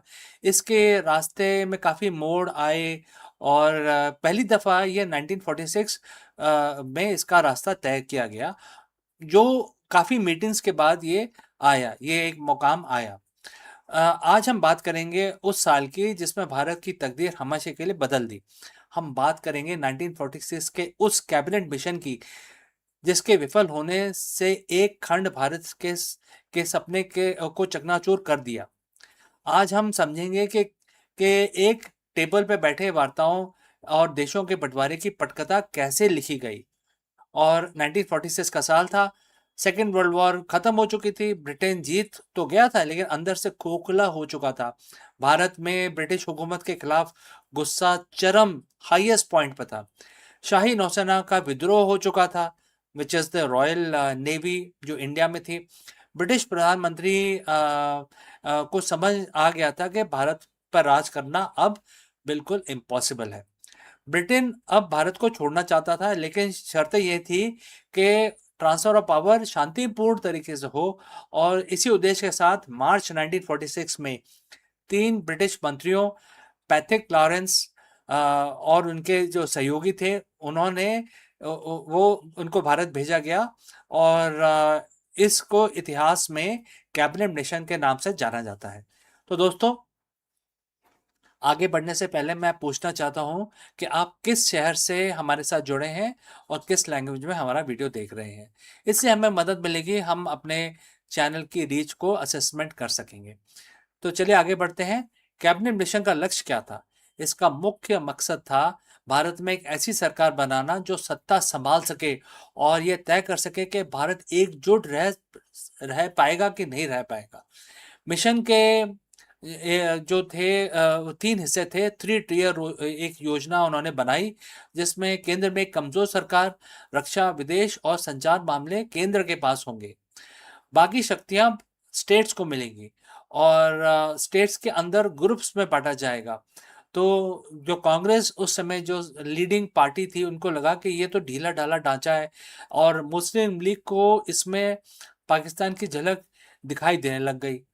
तो लेकिन यही वो मोड़ था जो दोस्तों जो जिसमें मोहम्मद अली जिन्ना ने पाकिस्तान की मांग करके वो अड़ गए, क्योंकि इस तरह का उन्होंने प्रपोजल दिया था जो कैबिनेट मिशन था, जिसमें उन्होंने वीक सेंट्रल गवर्नमेंट दिखाई थी और स्ट्रॉन्ग स्टेट दिखाए थे। तो इसी बात को लेके उनको लगा, मोहम्मद अली जिन्ना को लगा कि ये मौका है जिसमें हम अपना देश बना सकते हैं। तो उन्होंने पाकिस्तान के मांग पे वो बहुत ही जिद करने लगे और उस पर अटक गए। और इसके बाद काफ़ी डिस्कशन हुए इसके अंदर, लेकिन डेड एंड पे जाके खड़े हो गए। तो जब 16 मई 1946 को कैबिनेट मिशन की रिपोर्ट आई, तो शुरू में तो उसमें सबने उसको माना, लेकिन बाद में डेफिनेशंस के ऊपर झगड़ा शुरू हो गया। और क्योंकि डेफिनेशन डॉक्यूमेंट में काफ़ी हर चीज़ें डिफाइन की जाती हैं, तो और उसमें कांग्रेस का मत ये था कि जो ग्रुप्स हैं उसकी ज़रूरत नहीं है, क्योंकि उन्होंने वीक गवर्नमेंट बनाई है सेंटर पे, स्टेट पे स्ट्रॉन्ग गवर्नमेंट बनाई है और स्टेट गवर्नमेंट के अंदर भी ग्रुप्स बनाए हैं जिसकी ज़रूरत नहीं है।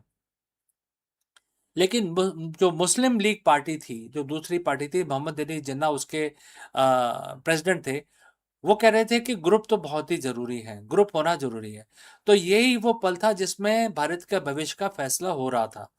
और जिन्ना ने डायरेक्ट एक्शन डे का भी ऐलान कर दिया था, जिससे काफ़ी दंगे भड़के और काफ़ी यहाँ पे उत्पात हुआ। आप सब जानते हैं उसके बारे में, हम उसके बारे में डिटेल में नहीं जाएंगे। हम सिर्फ इसकी बात करेंगे कि यहाँ पे 16 जून को क्या डिस्कशन स्टार्ट हुआ और 2 सितंबर 1946 को जवाहरलाल नेहरू के नेतृत्व में अंतरिम सरकार, जो इंटरिम गवर्नमेंट थी, उसका गठन हुआ, जो देश का कार्यभार संभालेगी। और ये लेकिन अभी पूरी तरह पावर ट्रांजिशन नहीं हुआ था, लेकिन ये पूरी तरह एक इंडिपेंडेंट सरकार बनी 1946 में। और इसके बाद जो काफ़ी कुछ हुआ इसके अंदर, इंडिया और पाकिस्तान फॉर्मेशन के बाद काफ़ी लोग इधर से उधर गए, उधर से इधर आए, काफ़ी लोगों तो काफ़ी कुछ हुआ, वो हम डिस्कस नहीं करेंगे। लेकिन 1946 का साल हमें यह सिखाता है कि जब बड़े फैसले बंद कमरों में लिए जाते हैं तो विश्वास की कमी होती है और इसका खामियाजा आम जनता को भुगतना पड़ता है। 1946 की उन नाकाम वार्ताओं ने 1947 की आज़ादी तो दी, लेकिन साथ में बंटवारे का भी एक जख्म दिया जो आज हमारे इतिहास में अच्छी तरह मतलब कुरेदा गया है। आज हम पीछे मुड़ के देखते हैं तो कैबिनेट मिशन सिर्फ एक प्रशासनिक डॉक्यूमेंट नहीं, बल्कि भारत की तकदीर बदलने वाला वो मोड़ है जैसे आज हम जिसने हमें आज का मॉडर्न इंडिया दिया। अगर हम इसको देखें तो हमारे को सीख मिलती है, जानकारी मिलती है कि फ्यूचर में हम इस तरह के काम ना करें जिसमें वीक गवर्नमेंट इस तरह का बनाया गया कि सेंटर पे गवर्नमेंट वीक होगी और ग्रुप्स होंगे और स्टेट गवर्नमेंट स्ट्रांग होगी। तो मतलब ये पूरा का पूरा जो इंडिया अगर छोड़ के जाता है अंग्रेज, तो पूरा उसको तोड़ने का इनका प्लान था। तो ये जानकारी हमारे को 16 जून 1946 में मिली, जब ये डिस्कशन आगे बढ़ा। तो दोस्तों, इस वीडियो को अपने दोस्तों के साथ, अपनी फैमिली के साथ ज़रूर शेयर करें, हमारे चैनल को सब्सक्राइब करें। मिलता हूँ अगली बार। और अगर कोई इसमें आपके पास कोई पॉइंट है या आपका कोई सवाल है तो ज़रूर हमें कमेंट करके बताएं। तो मिलता हूँ दोस्तों अगले वीडियो में, तब तक के लिए अपना ख्याल रखें। जय Hind.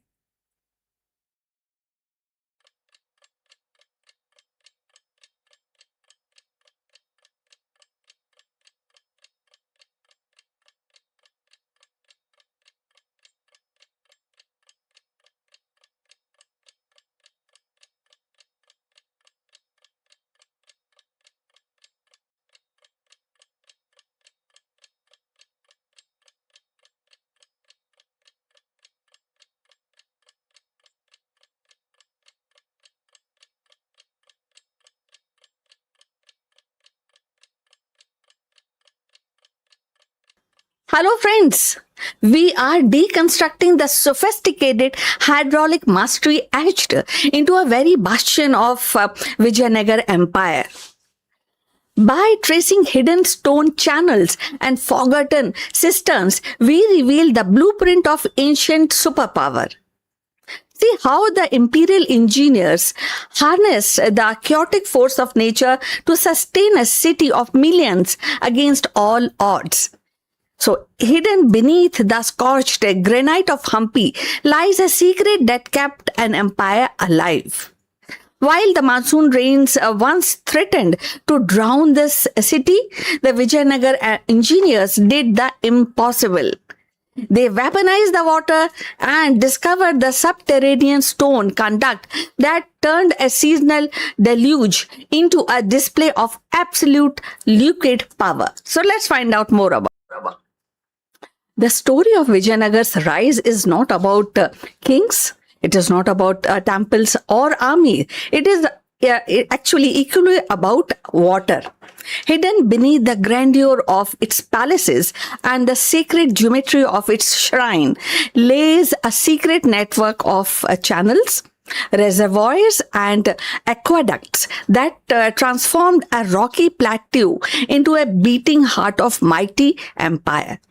This hydraulic marvel was the silent architect of prosperity, feeding fields and sustaining cities and ensuring the resilience against the drought in a land where the Tungbhadra river alone could not actually sufficient. So the engineers of Vijayanagar understood the terrain like poet understand the rhythm. They carved the channel from Tungbhadra, bending its flow into intricate arteries that carries life across the miles of granite and scrub. So these channels fed massive tanks, something like pushkarnis, the simmering like a mirror beside a temple, not only serving ritual purity, but also acting as a reservoir for civic life. The Kamalpura tank and the Tattu canal and the Grand Haria canals were more than a feast of engineering, and they were a lifeline that allowed the rice, sugarcane, the cotton to flourish in abundance. Agriculture became the empire's backbone, and the surplus grain became its currency of power. But this was not something like a crude utility system. The water work were woven into the spiritual and aesthetic fabric of the city. Temple tanks reflected the gopurams in their still water, while stepped walls invited both ritual immersions and practical use. The hydraulic system was designed with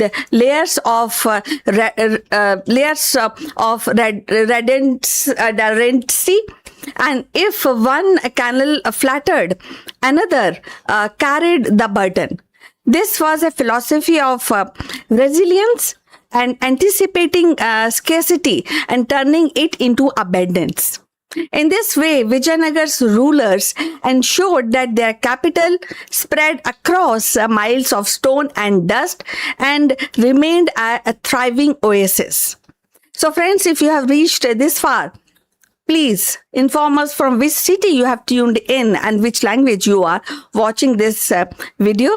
This will help us determine the reach of our channel. So now let's continue with our discussion. The brilliance of this network lay in its invisibility. Unlike towering fort walls or monumental sculptures, the canal whispered their presence. They were embedded in the landscape, blending with the boulders and the field, and their genius revealed only when one traced the flow of water from river to tank to crop. So this quiet infrastructure sustained armies, artisans, and pilgrims alike, making Vijayanagar not just a city of stone but a city of substance. When foreigner travelers like Domingo Pias and Fernão Nunes visited, they marveled not only the bazaars and temples but at the sheer abundance of food and water. They saw a city where the scarcity had been conquered by design, where the prosperity was engineered into the land itself. The hydraulic system was empire's invisible crown, ensuring that Vijayanagar could withstand seas, drought, and time. Today, as ruins lie scattered across Hampi's landscape, the remnant of this water network still we can found its presence after monsoon rains. The canals carved into granite, tank that still hold water, and field that still bear crops remind us that the empire are built not only on conquest but on the quiet mastery of nature. So Vijayanagar's hydraulic marvel were the secret veins of empire, carrying life through the stone and proving that water, more than gold or army, is the true foundation of civilization. So the tale of Vijayanagar water network closes not with the silence but with the lingering echo of ingenuity. The empire's canals and tanks and aqueducts were more than stone and flow. They were the veins of civilization that understood how to turn a harsh landscape into a cradle of abundance. In their quiet persistence, these hydraulic marvels remind us that the power is not only forged into battles or carved in temples, but also in the unseen current that sustain life. Even in the ruins, the remnant of this network whisper the resilience and foresight. They stand as testimony to a vision that bound nature, human with into a harmony, proving that empire rise not merely on conquest but on a wisdom of nurture. So Vijayanagar's secret water system was its invisible empire builder, a legacy etched in granite and flowing while still in the memory, and enduring lesson that the true strength of civilization lies in how it sustains its people. So we have come to the end of this discussion. Please like and subscribe our channel, and we look forward for your comment on this topic. So see you in the next one. Till then, bye.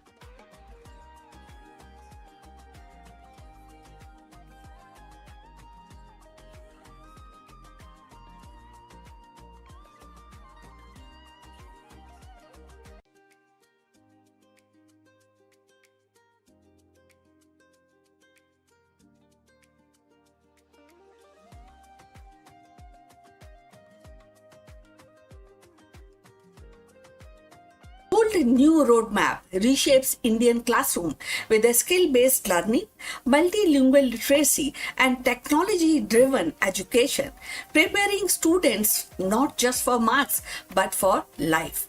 Education in India is entering a new chapter.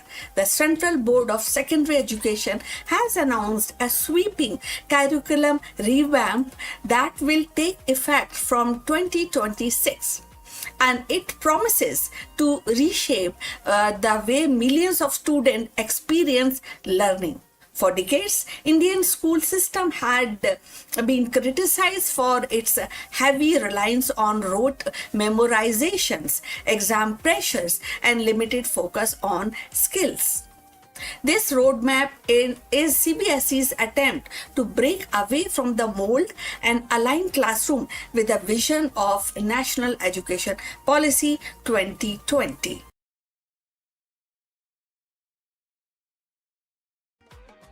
At the heart of the revamp is a shift towards skill-based learning. Instead of simply reproducing textbook answers, students will be encouraged to think critically, solve problems creatively, and collaborate with the peers. The idea is to prepare them not just for exam, but for the life beyond school, whether in higher education, the workplace, or society at large. Teachers will be expected to integrate projects, presentations, and real-world case studies into their lessons, making learning more engaging and practical. One of the most debated actually changes in is the three language rule. Under the new framework, students will study three languages up to class 10, with at least one being an Indian language. Supporters argue that this will strengthen cultural roots, multilingual literacy, while the critics worry that it may add stress to students already juggling with multiple subjects. The policy reflects CBSE's attempt to balance global competitiveness with a national identity. So if you have reached this far, please inform us from which city you have tuned in and in which language you are watching this video. This will determine the reach of our channel. So going forward, another major reform in the reduction of content load. The syllabus will be streamlined to focus on core concept, cutting down an excessive detail that often overwhelmed students. And this will free up time for experimentations, experiential learning activities in the lab and the field projects and creative exploration. So alongside this, CBSE plan to integrate technology and digital tools into classroom.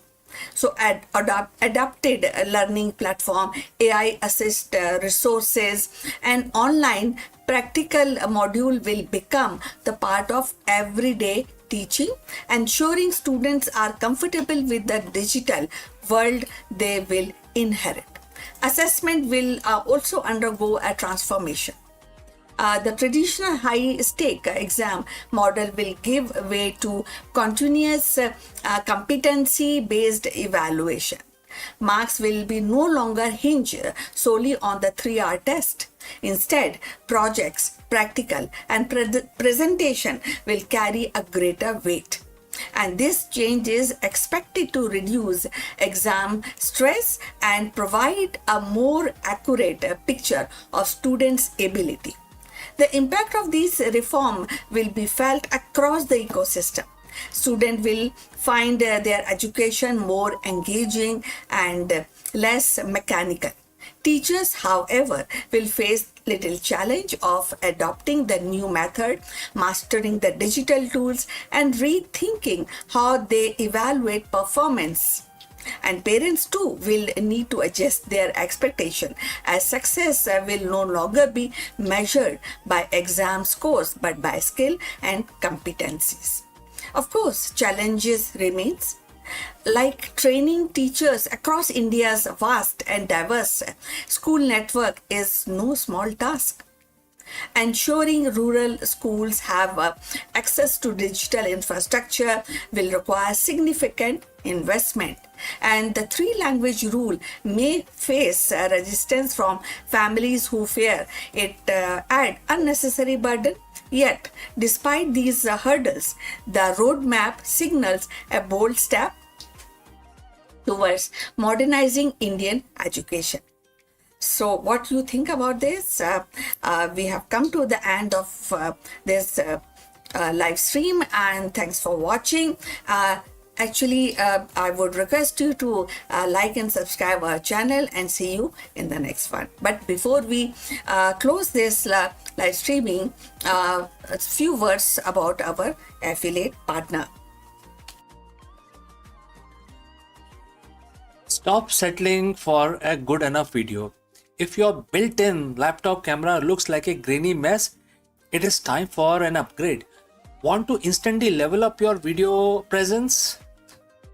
I like to present the Lenovo Performance FHD webcam. This is a game changer for your desktop setup. Technically, this is packed. It has a very sensitive RGB sensor, very crisp photographs it takes. Also comes with two microphones on board, which helps you to record very clear voice in stereophonic format. And these microphones are very sensitive. You can actually move away from the camera up to 2 meters, and these microphones will pick up your voice without any problem. This is a very strong piece. This is very sturdy. Comes with tripod ready. Comes with a very long leash, so it gives you a lot of flexibility to place the webcam wherever you want to keep in your studio. And also it has a swivel base, which is also very handy. So if you want to basically level up your game and you want to pick up this camera at a discount, please click on the link here or scan the QR code. Now let's get back to our video.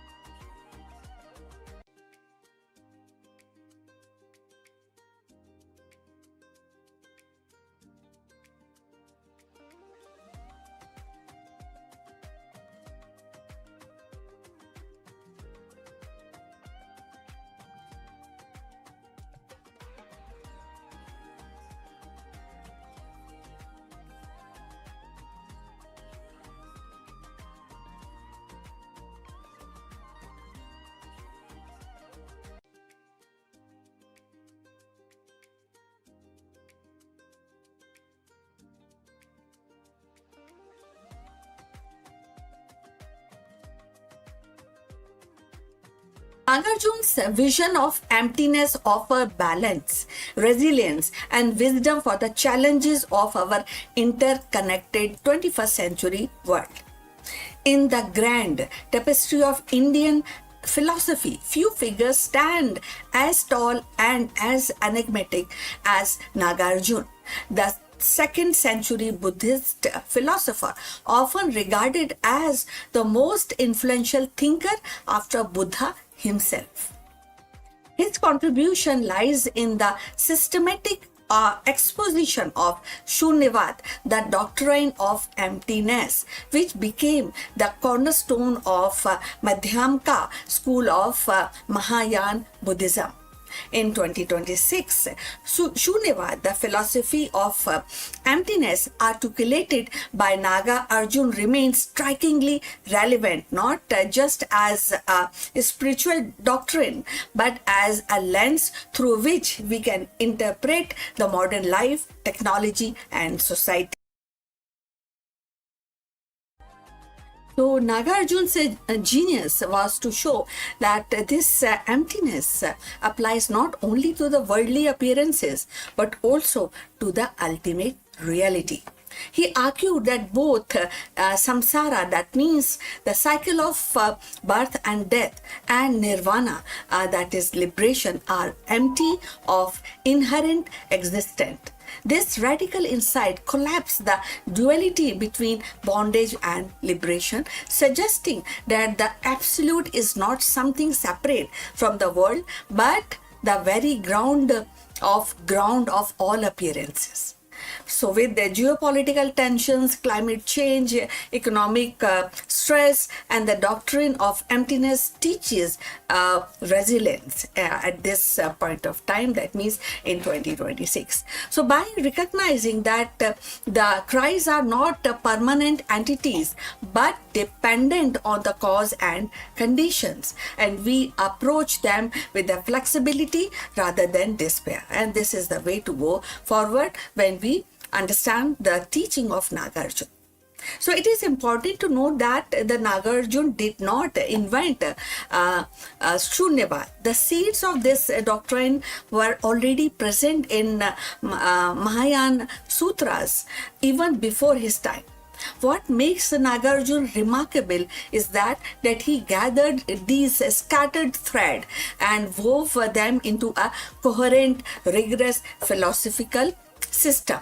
He gave Shunyavad its intellectual depth, transforming it from mystical insight into a dialectical method that could withstand scrutiny. In an era of stress, identity crisis, and the idea that self is empty of fixed essence can be liberating. So it helps individual detach from the rigid ego construct and embrace fluidity, and reducing anxiety about permanence and control. So if you have reached this far, please inform us from which city you have tuned in and in which language you are watching this video. This will help us to determine the reach of our channel. So we were talking about Shunyavad, and Shunyavad often misunderstood as nihilism. And sometimes called it is denial, but it is not a denial of reality. The Shunya literally means void or empty, but in Nagarjuna's philosophy, it carries a subtle meaning. It refers to the absence of inherent existence, that is swabhav. When we talk in Hindi, all phenomena, according to him, arise in dependence on cause and conditions. A principle known as something when we understand pratyaksh, and then we analyze that, and or it depend where it dependent originated.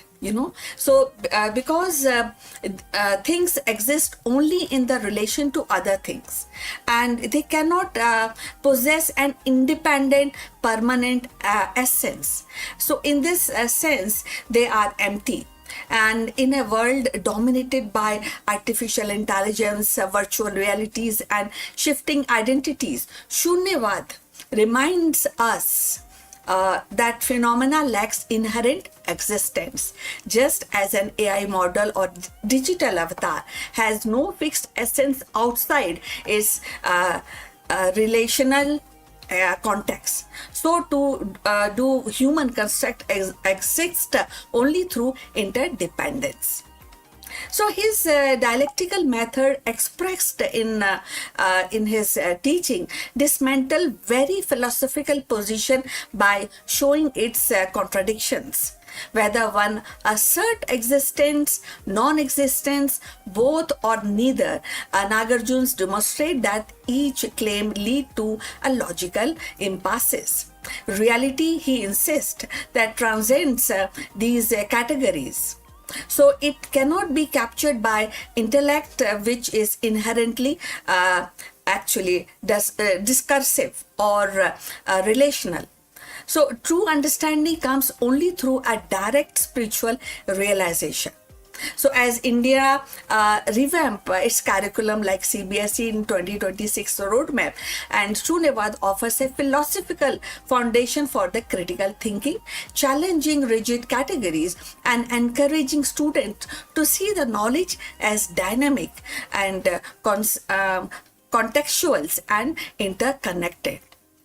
So the middle path that Nagarjuna champions avoid the extreme of eternalism, the belief in which is permanent existence, and nihilism, that is denial of all realities. So by affirming emptiness, he does not negate the world's but actually reveals its relational nature. Appearances are real enough in empirical sense, but they lack ultimate substance. The absolute, meanwhile, is not a thing but a non-dual reality in which all distinctions dissolve. So this philosophy had a profound implication. It reshaped Buddhist metaphysics, influenced later thinkers in Tibet and China and Japan, even resonate with the modern philosophers who saw in Nagarjuna's prosecutors to ritualism and relationalism and demonstration. So his instances that the concept collapse under their own weight anticipate contemporary critics of language and meaning. So Shunyavad's emphasis or interdependence resonate with the ecological thought.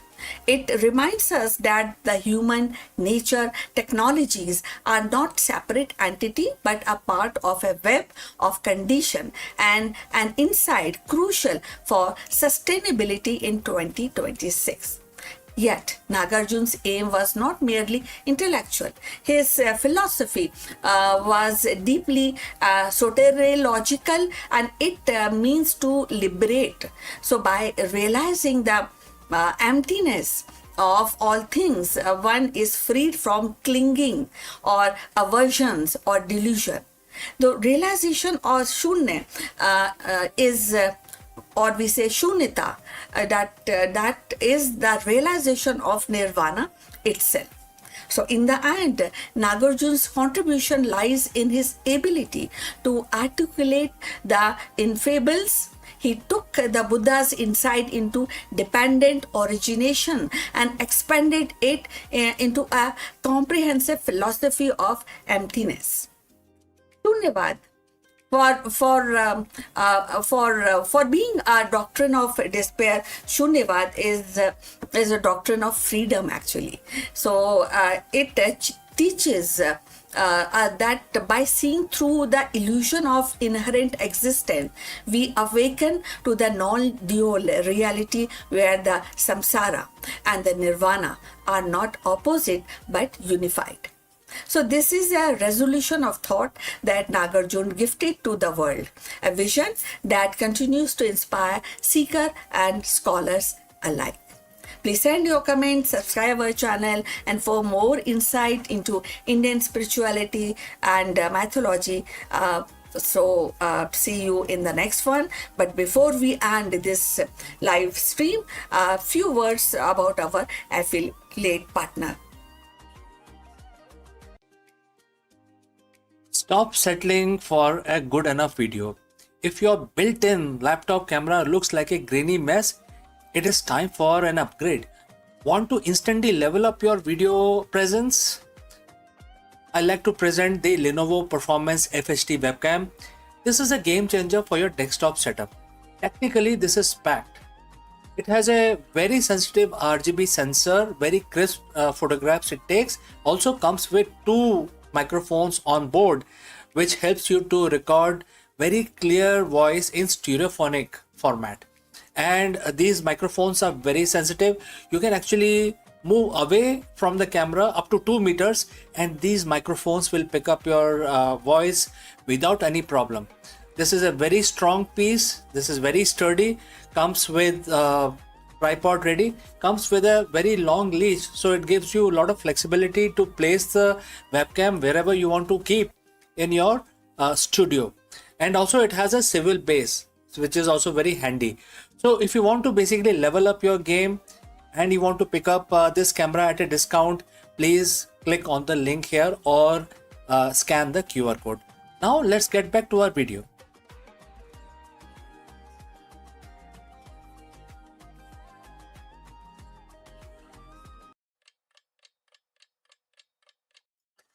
नमस्कार दोस्तों, श्री गुरु चरण सरोज रज निजमन मुकुर सुधार बरनव रघुवर बिमल जसु जो दायक फल चार बुद्धिहीन तनु जानु के सुमरो पवन कुमार बल बुद्धि विद्या देहु मोहि हरेऊ कलेश विकार।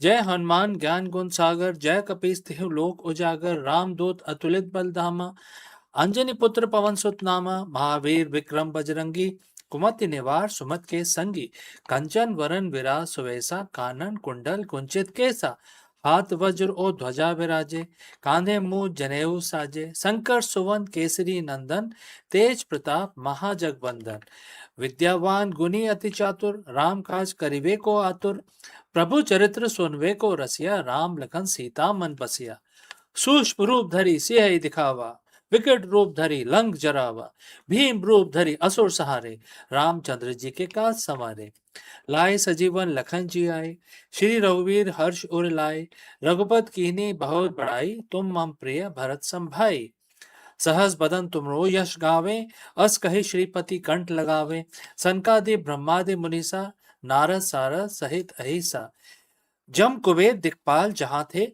कवि कोविद कह सके कहा थे तुम उपकार सुग्रीव वही कीना राम मिलाए राजपद दीना तुमरो मंत्र विभीषण माना लंकेश्वर भय सब जग जाना जुग सहस्त्र जोजन पर भानु लीलियो ताही मधुर फल जानो प्रभु मुद्रिका मेल मुख माही जलधि लांगय अचरज नाही दुर्गम काज जगत के जेते सुगम अनुग्रह तुमरे तेते राम दुआरे तुम रखवाले होत न आज्ञा बिन पैसारे सब सुख लहे तुम्हारी सरना तुम रक्षक काहू को डरना आपन तेज समारो आपे तीनों लोग हाँकते कांपे भूत पिशाच निकट नहीं आवे महावीर जब नाम सुनावे नासे रोग हरे सब पीरा जपत निरंतर हनुमत बीरा संकट ते हनुमान छुड़ावे मन कर्म वचन ध्यान जो लावे सब पर राम तपस्वी राजा तिनके काज सकल तुम साजा और मनोरथ जो कोई लाए सोई अमित जीवन फल पाए चारों जुग प्रताप तुम्हारा है प्रसिद्ध जगत उजियारा साधु संत के तुम रखवाले असुर निकंदन राम दुआरे अस सिद्धि नौ निधि के दाता अस पर दीन जान की माता राम रसायन तुमरे पासा सदा रहो रघुपति के दासा तुमरे भजन राम को पावे जन्म जन्म के दुख बिसरावे अंत काल रघुवर पुर जाई जहाँ जन्म हरि भक्त कहाई और देवता चित न धरे हनुमत से ही सब सुख करे संकट कटे मिटे सब पीरा जो सुमरे हनुमत बलबीरा जय जय जय हनुमान गोसाई कृपा करो गुरुदेव की नाई जो सतपार पाठ कर कोई छूटे बंदी महा सुख होई जो ये पढ़े हनुमान चालीसा होए सिद्धि साखी गौरी सब तुलसीदास सदा हरिचेरा कीजिए नाथ हृदय में डेरा पवन तनय संकट हरन मंगल मूरत रूप राम लखन सीता सहित हृदय बसो सुरभूप जय श्री राम जय श्री राम जय श्री राम। नमस्कार, अब हम भगवान विष्णु की पूजा प्रारंभ करेंगे। हमने अपना काउंटर अपने हाथ में ले लिया है।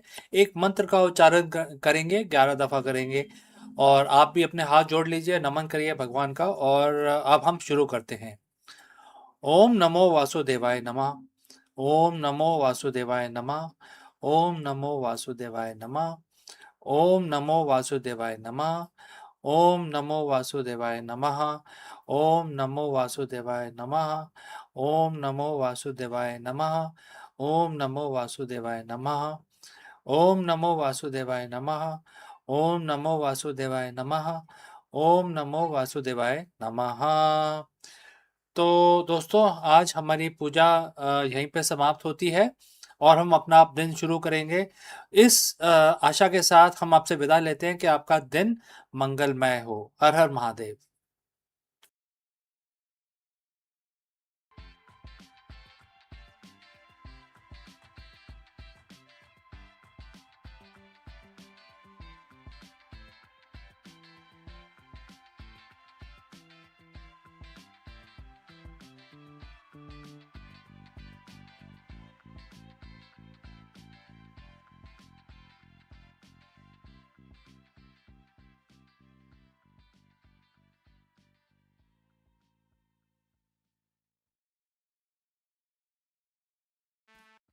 Hello, friends. Let me ask you, is the Big Bang singularity a myth? For decades, Einstein's general relativity and the quantum mechanics have been at war. While Einstein explained the cosmos and the quantum mechanics explain the subatomic, they break down at the very beginning of the time. Enter quadratic gravity, the potential missing piece that could finally unify the physics. In this video, we dive deep into the recent breakthrough in quadratic gravity. Unlike standard general relativity, which leads to impossible singularity, quadratic gravity introduces higher order terms. This mathematical addition might prevent universe from being hitting a zero, suggest a smooth finite origin of our cosmos. Let us explore this further. For over 100 years, we have lived in Einstein's universe. His theory of general relativity is a masterpiece. It explains how gravity shapes galaxies, bend light, and keep time ticking. But if you rewind the cosmic clock back to 13.8 billion years, Einstein math does not do anything. In fact, it does something terrifying. It breaks down. At the very moment of the Big Bang, the general relativity point to a singularity, a point of infinite density and zero volume. In physics, infinite usually means we have missed something. It's a keep out sign posted by the universe. For decades, we have been looking for a bridge between the smooth curves of Einstein's gravity and the jittery, pixelated world of quantum mechanics. We have tried string theory, loop quantum gravity, and dozens of others, but a new old contender is making a wave, right? That is known as quadratic gravity. Today we are going beyond the Big Bang to see if this mathematical breakthrough is the missing piece of the cosmic puzzle. So friends, if you have reached this far, please inform us from which city you have tuned in and in which language you are watching this video. This will help us determine the reach of our channel. Alright, let's move ahead.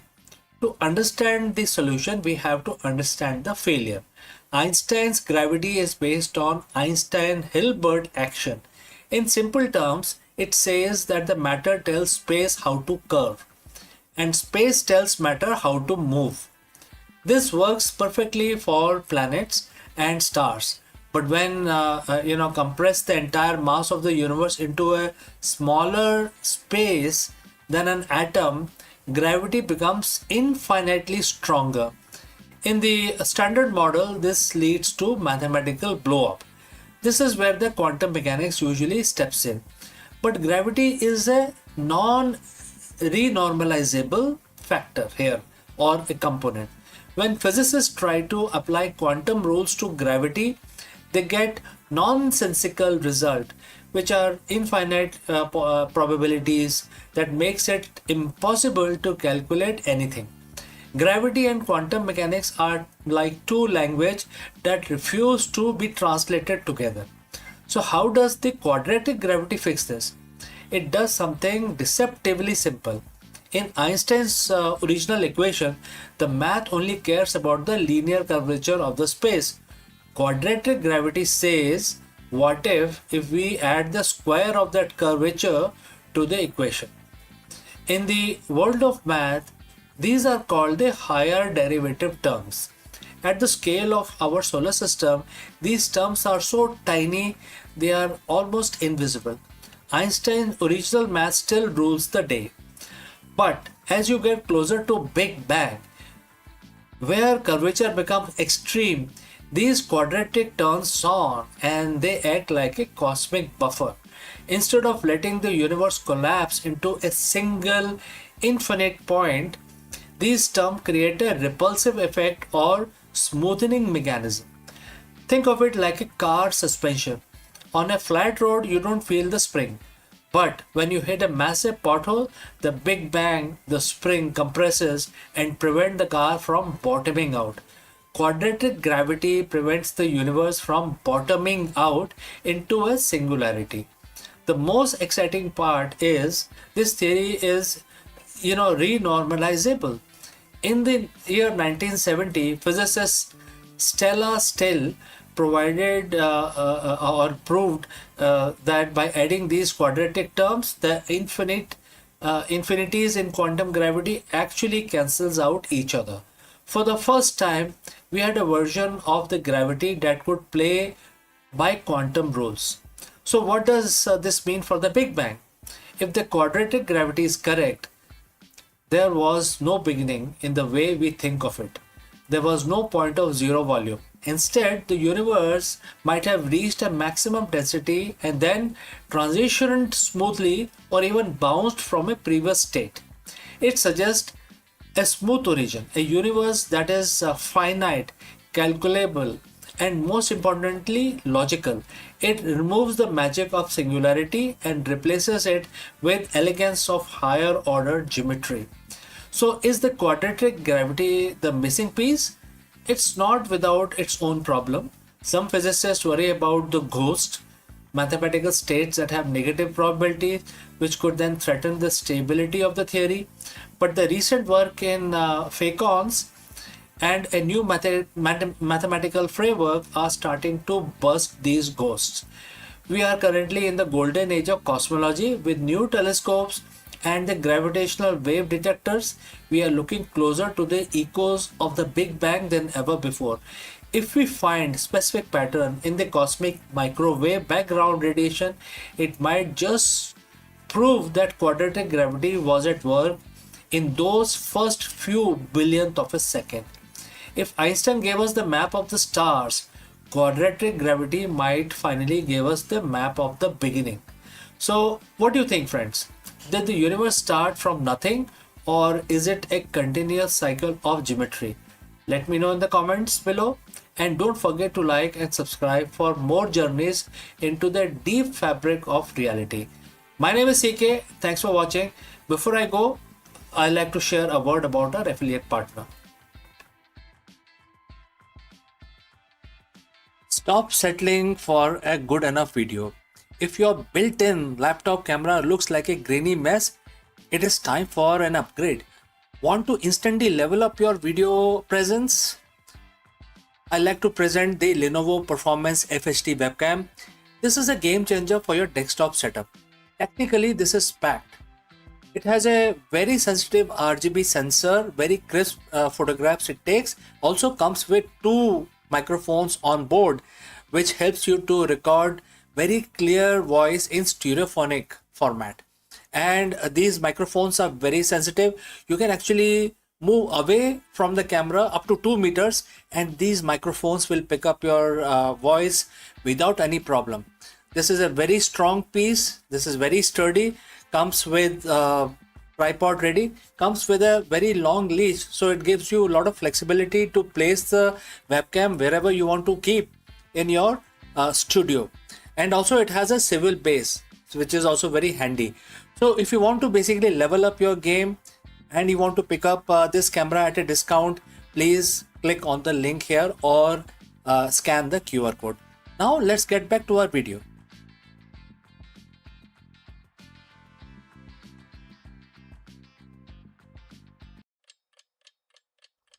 Hello दोस्तों, आपका स्वागत है। नमस्कारम।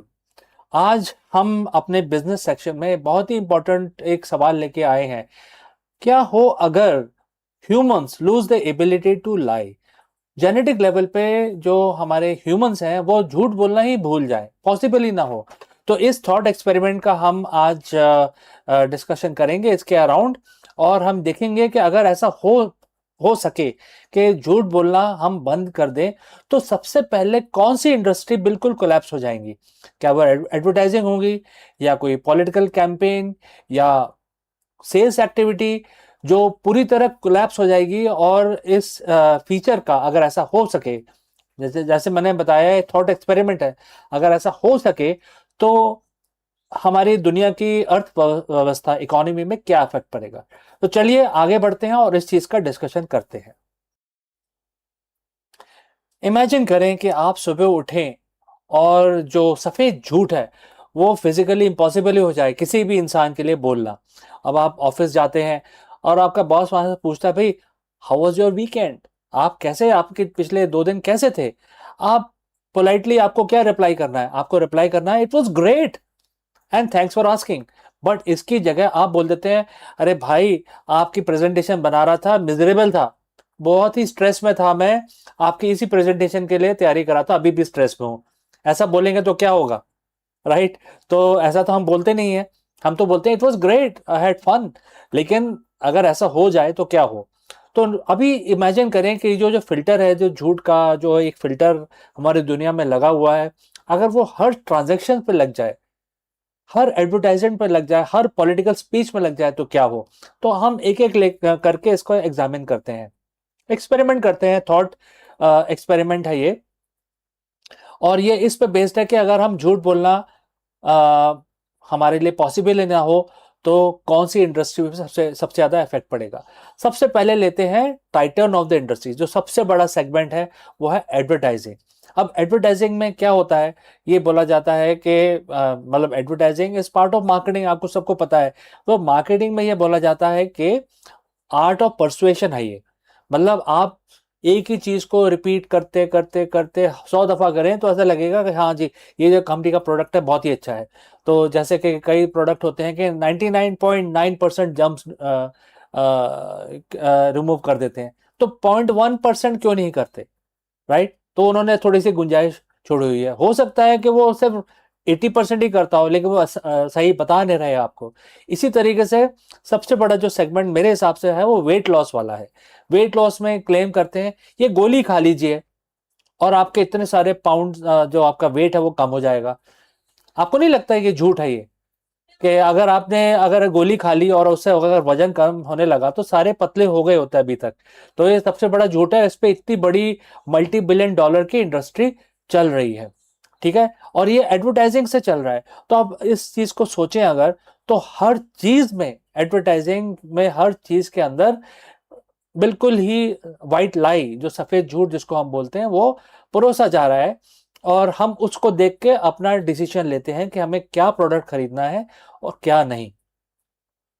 $multi-trillion industry है ये advertising की, दुनिया भर की। और इसके बिना तो हमारी जिंदगी चलती नहीं है। हम सारे दिन टीवी देखते रहते हैं, उसमें नए नए प्रोडक्ट लॉन्च होते रहते हैं, सब झूठ पे बेस्ड होते हैं, राइट? अगर सोचिए एडवर्टाइजिंग सच्चाई बोलने लग जाए तो हमारा जो हम परचेजिंग करते हैं, जो हम सामान खरीदते हैं, उसका नजरिया ही, परचेजिंग का जो जो व्यू पॉइंट है वो एकदम चेंज हो जाएगा। और अगर सच ही बोलने लगे सारे के सारे एडवर्टाइजर्स, तो उसका इम्पैक्ट क्या होगा ये आप खुद ही सोचिए, ठीक है? अगर आपके पास कोई और विचार है तो अभी कमेंट करके बताएं। दूसरा जो सेगमेंट है वो है यूज्ड कार सेल्समैन। अब क्या है कि अगर कोई कार बेच रहा है और उसके जो टर्म्स एंड कंडीशंस हैं वो तब तक ही एप्लीकेबल है जब आपके गैराज में कार है। कार आपने बेच दी और वो गैराज से बाहर चली गई, तो वो तो उसके 1 किलोमीटर के बाद जाके उसका कुछ फेल हो जाएगा तो हम रिस्पॉन्सिबल नहीं है। लेकिन जब तक वो गैराज में थी तो उसका बेस्ट इंजन परफॉर्मेंस था, हर चीज बेस्ट थी। और अगर यूज कार सेल्समैन सच्चाई बोलने लगे कि भाई इसका ट्रांसमिशन फेल होने वाला है, तभी तो ये बिक रही है गाड़ी, तो वो कोई यूज कार खरीदेगा ही नहीं। तो बिल्कुल ही कार के बारे में, बिल्कुल प्रोडक्ट के बारे में बिल्कुल बताते नहीं है सच्चाई से, और मतलब उसको प्रोडक्ट को बेच देते हैं। तो एक ये हो सकता है, ये मतलब हर चीज में लगता है, मैं एक पर्टिकुलर सेगमेंट को लिया है लेकिन ये हर चीज में एप्लीकेबल है। प्रोडक्ट के बारे में सच्चाई से बताते नहीं हैं, और उस सच्चाई की वाइट लाई परोसा जाता है, सफ़ेद झूठ परोसा जाता है, और अगर सच बता देंगे तो वो बैड न्यूज़ हो जाएगा। तो हर चीज़ अच्छी अच्छी बताई जाती है और जिसके बाद प्रोडक्ट बेचा जाता है। तो दोस्तों, अगर आप हमारा इस वीडियो यहाँ तक पहुँचे हैं तो बताइए कि आप किस शहर से हमारा वीडियो देख रहे हैं और किस लैंग्वेज में आप इस वीडियो को देखना पसंद करते हैं। तो चलिए आगे बढ़ते हैं। अब मैं तीसरी जो इंडस्ट्री लूँगा वो पॉलिटिक्स लूँगा, क्योंकि आप सब जानते हैं कि पॉलिटिक्स बहुत बड़ा सेगमेंट है जिसमें प्रोफाइलिंग की जाती है और परसेप्शन क्रिएट किया जाता है, जो एक एडवांस फॉर्म है एडवर्टाइजिंग का ही, और एक सेल्स, जैसे बोला ना कार सेल्समैन, उन दोनों का हाइब्रिड है ये पॉलिटिक्स। तो क्या होता है जी इसमें कि जो पब्लिक रिलेशन है वो मेंटेन कर किया जाता है, एक नैरेटिव सेट किया जाता है, बहुत बड़ा एक एडवर्टाइजिंग मार्केटिंग कैंपेन किया चलाया जाता है। उसमें एडवर्टाइजिंग मार्केटिंग कैंपेन के जो फॉर्मूलेज हैं उनको इम्प्लीमेंट करके एक नैरेटिव क्रिएट किया जाता है। Now narrative can be positive, it can be negative, कि टाइम टू टाइम जब पॉलिटिकल एजेंडा जैसा क्रिएट करना है उसी तरह का नैरेटिव क्रिएट किया जाता है। अब आप सोचिए कि नैरेटिव किया जा रहा है कि अगर मेरी सरकार आ गई तो आपका टैक्स माफ कर दूंगा मैं, या ये चीज आपको दे दूंगा। तो आपको लगता है कि ये कभी हो सकता है? अगर किसी ने बोला कि मैं आपका टैक्स कर दूंगा, लेकिन कैसे करूंगा अगर ये बोल दे, तो पॉलिटिकल जो एजेंडा जो क्रिएट करने की कोशिश की जा रही है वो खत्म हो जाएगी, वोट मिलेंगे ही नहीं। तो क्योंकि अगर ये बोल दे कि अच्छा मैंने ये बोल तो दिया कि मैं आपका टैक्स काट दूंगा, लेकिन मुझे कोई आइडिया नहीं है कि मैं कैसे करूंगा, अगर ऐसा बोल दे कोई पॉलिटिशियंस, तो वो तो उसका कैंपेन ही खत्म हो जाएगा, राइट? तो और इसके अलावा ये पूरा एक एम्बैरेसिंग सिचुएशन भी बन जाएगा। ये भी हो जाएगा कि जो गवर्नमेंट है, दुनिया भर की सारे देशों की गवर्नमेंट है, वो उनकी लेजिटिमेसी पे क्वेश्चन, एक प्रश्न चिन्ह खड़ा हो जाएगा अगर वो सच बता दें। लेकिन ये पूरा का पूरा जो कैंपेन होता है एक वाइट लाई पे बेस्ड होता है, और ये चीज एक कॉर्पोरेट ऑफिस पे भी लागू होती है। हर कॉर्पोरेट ऑफिस के अंदर हर चीज एक प्रेजेंटेशन की तरह दी जाती है। हमारा वर्किंग एनवायरनमेंट बहुत ही अच्छा है, हमारा खाना बहुत अच्छा है, हमारे होटल का खाना बड़ा अच्छा है। तो इस तरीके की चीजें परोसी जाती हैं। अगर ऑफिस, कॉर्पोरेट ऑफिस में अगर सच्चाई का सहारा लेने लगे तो एचआर का जॉब ही खत्म हो जाएगा। जो एचआर है वो हर चीज को बहला फुसला के एम्प्लॉयज को लाते हैं, और अगर किसी को निकालना भी होता है बोलते हैं कि ये तो रीस्ट्रक्चरिंग हो गया जी, रीस्ट्रक्चरिंग में आपकी जॉब चली गई। अगर यहाँ पे ऑनेस्टी दिखाई गई तो कितना बड़ा बवाल हो सकता है इस चीज के अंदर। आप खुद ही सोचिए, जो जोर का झटका जो धीरे से लगता है वो बिकॉज ऑफ वाइट लाई ही लगता है, क्योंकि आदमी को पता ही नहीं चलता कि क्या सच है क्या झूठ है, किस लिए ये हमारे साथ हो रहा है। या तो मेरी तरक्की हो रही है या मेरा डिमोशन हो रहा है, तो क्यों हो रहा है? और अगर ऑफिस बैंकरप्ट हो रहा है तो वो भी इंफॉर्मेशन ठीक तरह से मिलती नहीं है एम्प्लॉयज को। तो ये एक पूरा कंट्रोल्ड तरीके से परोसा जाता है। तो अभी अंत में हम देखते हैं कि अगर व्हाइट लाई, वैसे तो निकलेगा नहीं, हम तो थॉट एक्सपेरिमेंट कर रहे हैं, अगर व्हाइट लाई हमारी लाइफ से, हमारी जेनेटिक लेवल पे, हमारे मेकअप से निकल जाए, पूरे प्रोसेस से निकल जाए, तो वो तो पॉसिबल ही नहीं हो पाएगा। इसके अलावा ऐसी कौन सी इंडस्ट्री है जो सरवाइव करेंगी? अगर व्हाइट लाई निकल गया, झूठ बोलने की ताकत अगर निकल गई, तो ऐसी कौन सी इंडस्ट्री है जो सरवाइव करेंगी? देखिए, वो इंडस्ट्री सरवाइव करेंगी जो सच्चाई पे बेस्ड होती है, जैसे कि इंजीनियरिंग, साइंटिफिक रिसर्च, लॉजिस्टिक्स। यहाँ पे अगर आप स्पिन करेंगे कुछ तो वो तो गड़बड़ हो जाएगी। आप ये नहीं बोल सकते कि मैंने ब्रिज बना दिया, बहुत ही अच्छा उम्दा ब्रिज बनाया है मैंने। अगर आपने अच्छा ब्रिज नहीं बनाया, वो तो ग्रेविटी विल बेसिकली प्रूव कि आपने ब्रिज, आपका तो गिर गया, राइट? तो इस तरह की जो इंडस्ट्रीज होती हैं they will flourish. Scientific research, engineering, ये इनमें तो बहुत ज्यादा उछाल आएगा, क्योंकि ये तो आज की डेट में भी झूठ पे बेस्ड नहीं है, ये तो एब्सोल्यूट क्लैरिटी के ऊपर बेस्ड होती हैं ये सारी कंपनी। और जो भी आपकी ट्रांसपेरेंसी और इस तरह की जो इंडस्ट्री होती है वो सरवाइव करेंगे। जिन पे थोड़ा सा भी रहता है कि कुछ एक नैरेटिव क्रिएट किया जा रहा है, वो सब फ्लॉप हो जाएंगी। तो दोस्तों, आप क्या सोचते हैं कि आपको क्या लगता है कि अगर हमारे हमारे अर्थ से, हमारे सिविलाइजेशन से अगर झूठ बोलने की जो प्रॉपर्टी है वो निकाल दी जाए तो क्या हो? आपके जो भी विचार हैं, आई एम श्योर कि मेरे विचारों से आपके विचार थोड़े अलग होंगे, तो जो भी विचार हैं आप कमेंट करके लिखिए, हमें बताइए, लेट्स हैव ए डिस्कशन। और this was only a thought experiment, और वैसे आपको पता है ये हो नहीं सकता है, लेकिन ये सिर्फ थॉट एक्सपेरिमेंट था। और आप इसके बारे में क्या सोचते हैं? I would wait to hear from you. Thanks for watching and I will catch you again in the next one. Bye for now. In the heart of San Francisco, Luna AI dared to reimagine shaping with $100,000 gamble on AI managed retail store. Sleek algorithm promised efficiency, but the grand experiment hit a very human snag, that is staffing, and that exposed the limit of automation. What was meant to be glimpse of the future quickly became a cautionary tale of tech colliding with reality. In San Francisco, the promise of an AI managed retail future took center stage when Luna AI unveiled its flagship store with $100,000 investment. The concept was bold.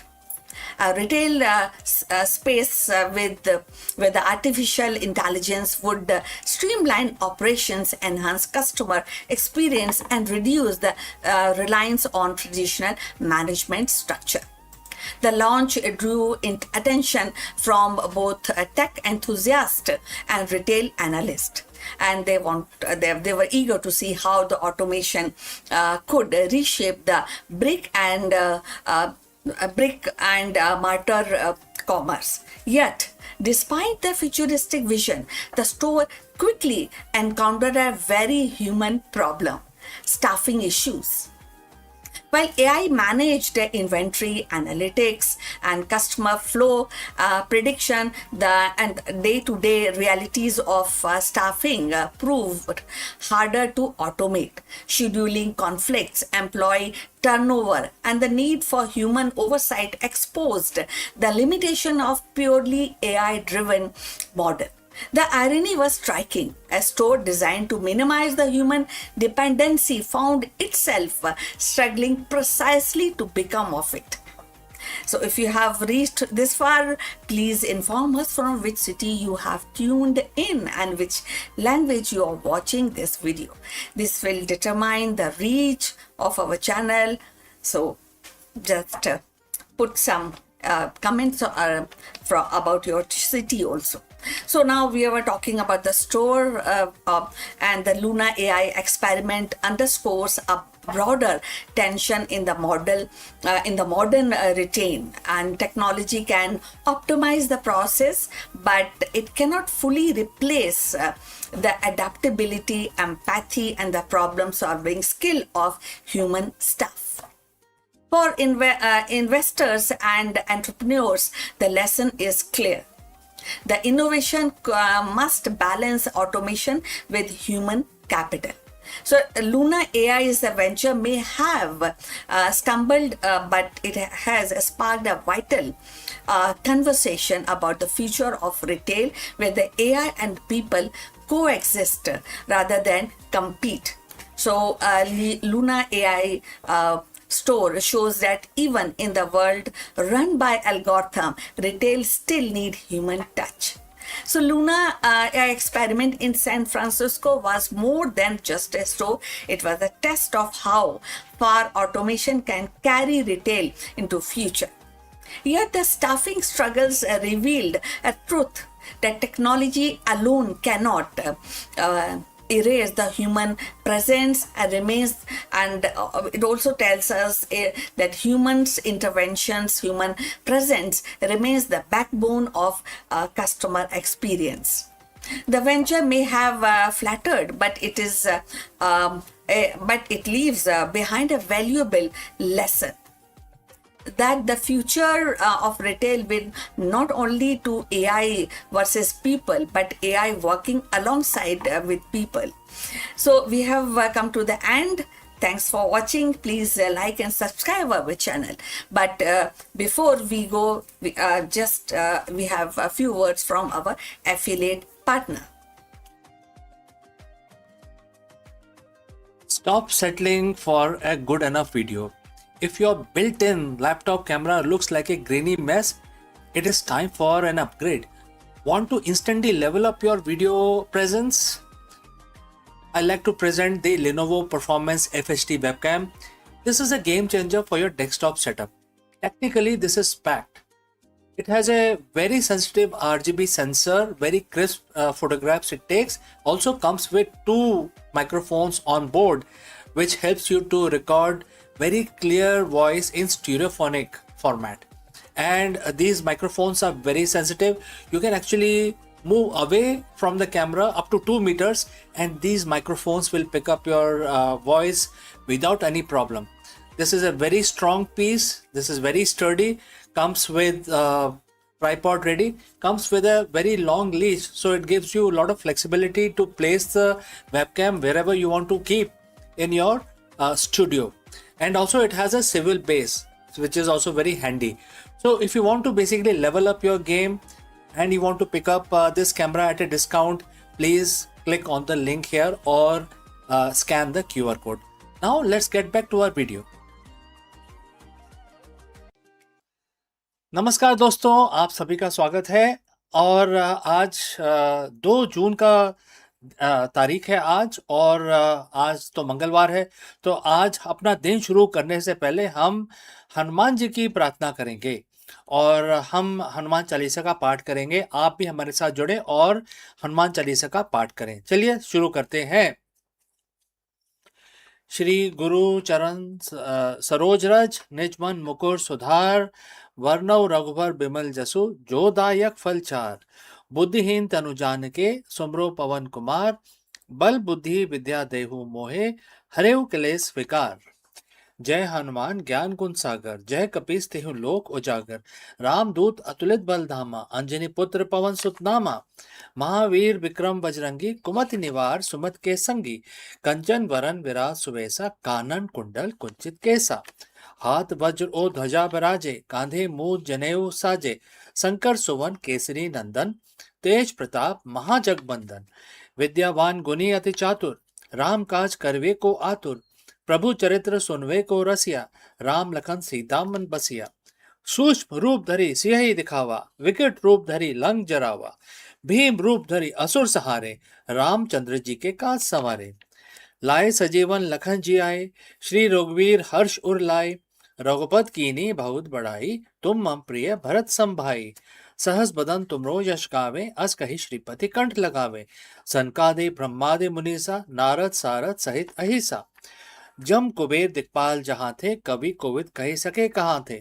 तुम उपकार सुग्रीव ही कीना, राम मिलाए राजपद दीना। तुमरो मंत्र विभीषण माना, लंकेश्वर भय सब जग जाना। जुग सहस्त्र जोजन पर भानु, लील्यो ताही मधुर फल जानू। प्रभु मुद्रिका मेल मुख माही, जलधि लांघे अचरज नाही। दुर्गम काज जगत के जेते, सुगम अनुग्रह तुमरे तेते। राम दुआरे तुम रखवाले, होत न आज्ञा बिन पैसारे। सब सुख लहे तुम्हारी सरना, तुम रक्षक काहू को डरना। आपन ते समारो आपे, तीनों लोग हाँकते कापे। भूत पिशाच निकट नहीं आवे, महावीर जब नाम सुनावे। नासे रोग हरे सब पीरा, जपत निरंतर हनुमत बीरा। संकट ते हनुमान छुड़ावे, मन क्रम वचन ध्यान जो लावे। सब पर राम तपस्वी राजा, तिनके काज सकल तुम साजा। और मनोरथ जो कोई लाए, सोई अमित जीवन फल पाए। चारों युग प्रताप तुम्हारा, है प्रसिद्ध जगत उजियारा। साधु संत के तुम रखवाले, असुर निकंदन राम दुआरे। अस सिधि नौ निधि के दाता, असवर दीन जानकी माता। राम रसायन तुमरे पासा, सदा रहो रघुपति के दासा। तुमरे भजन राम को पावे, जन्म जन्म के दुख बिसरावे। अंत काल रघुबर पुर जाई, जहाँ जन्म हरि भक्त कहाई।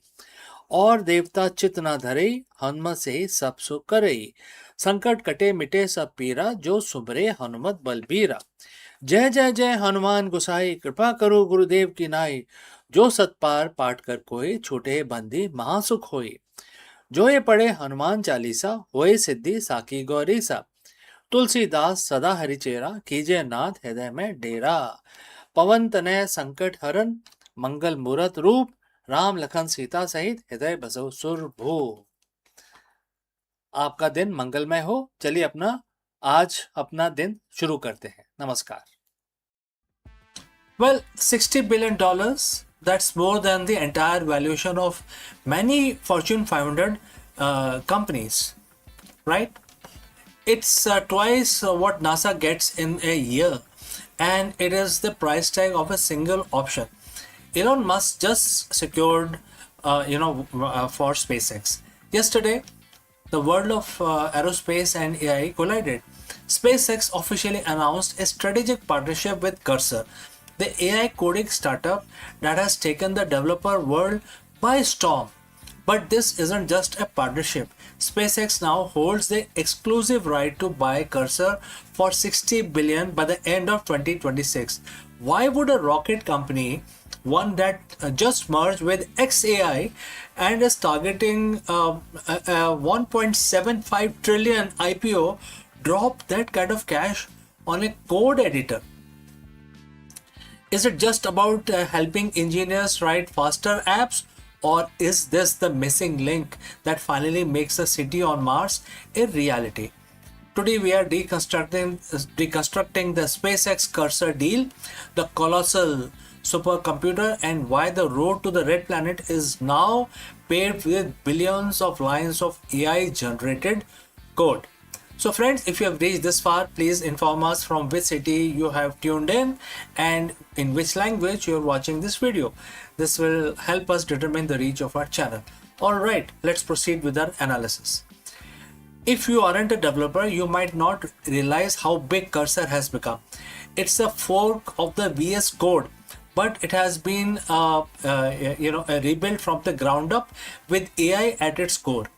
It pioneered what enthusiasts call the vibe coding, the ability to describe a complex feature in plain English and watch the AI architect the entire file structure, logic, and test in seconds. And therefore, we need to consider this statistics. ARR, over 2 billion today, projected to hit 6 billion by year end. And what is the reach? Used by over 50% of the Fortune 500 company. And what is the most important thing? It is not just a chatbot. It is a tool that understands your entire code base. SpaceX isn't just buying a tool. They are buying the distribution channel to the world's best engineers. But there is a catch. SpaceX has two choices: pay 10 billion for a joint development partnership, or pay $60 billion for the whole thing. It's a try before you buy deal at a galactical scale.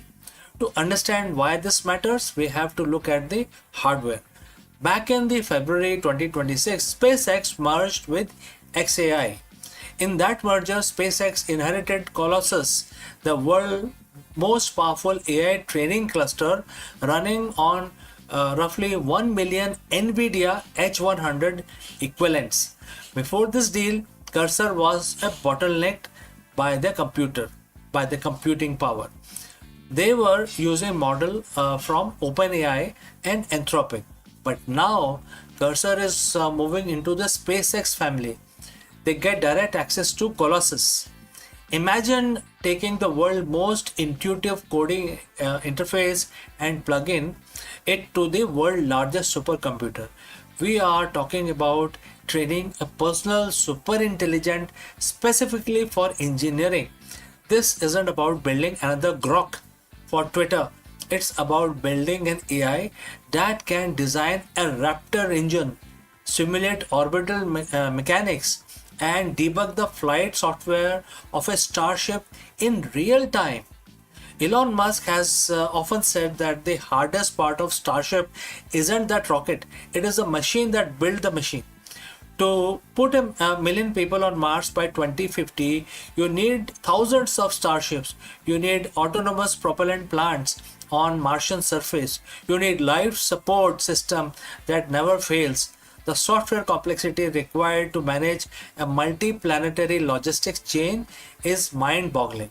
Currently, writing that software takes thousands of human engineers and millions of man-hours.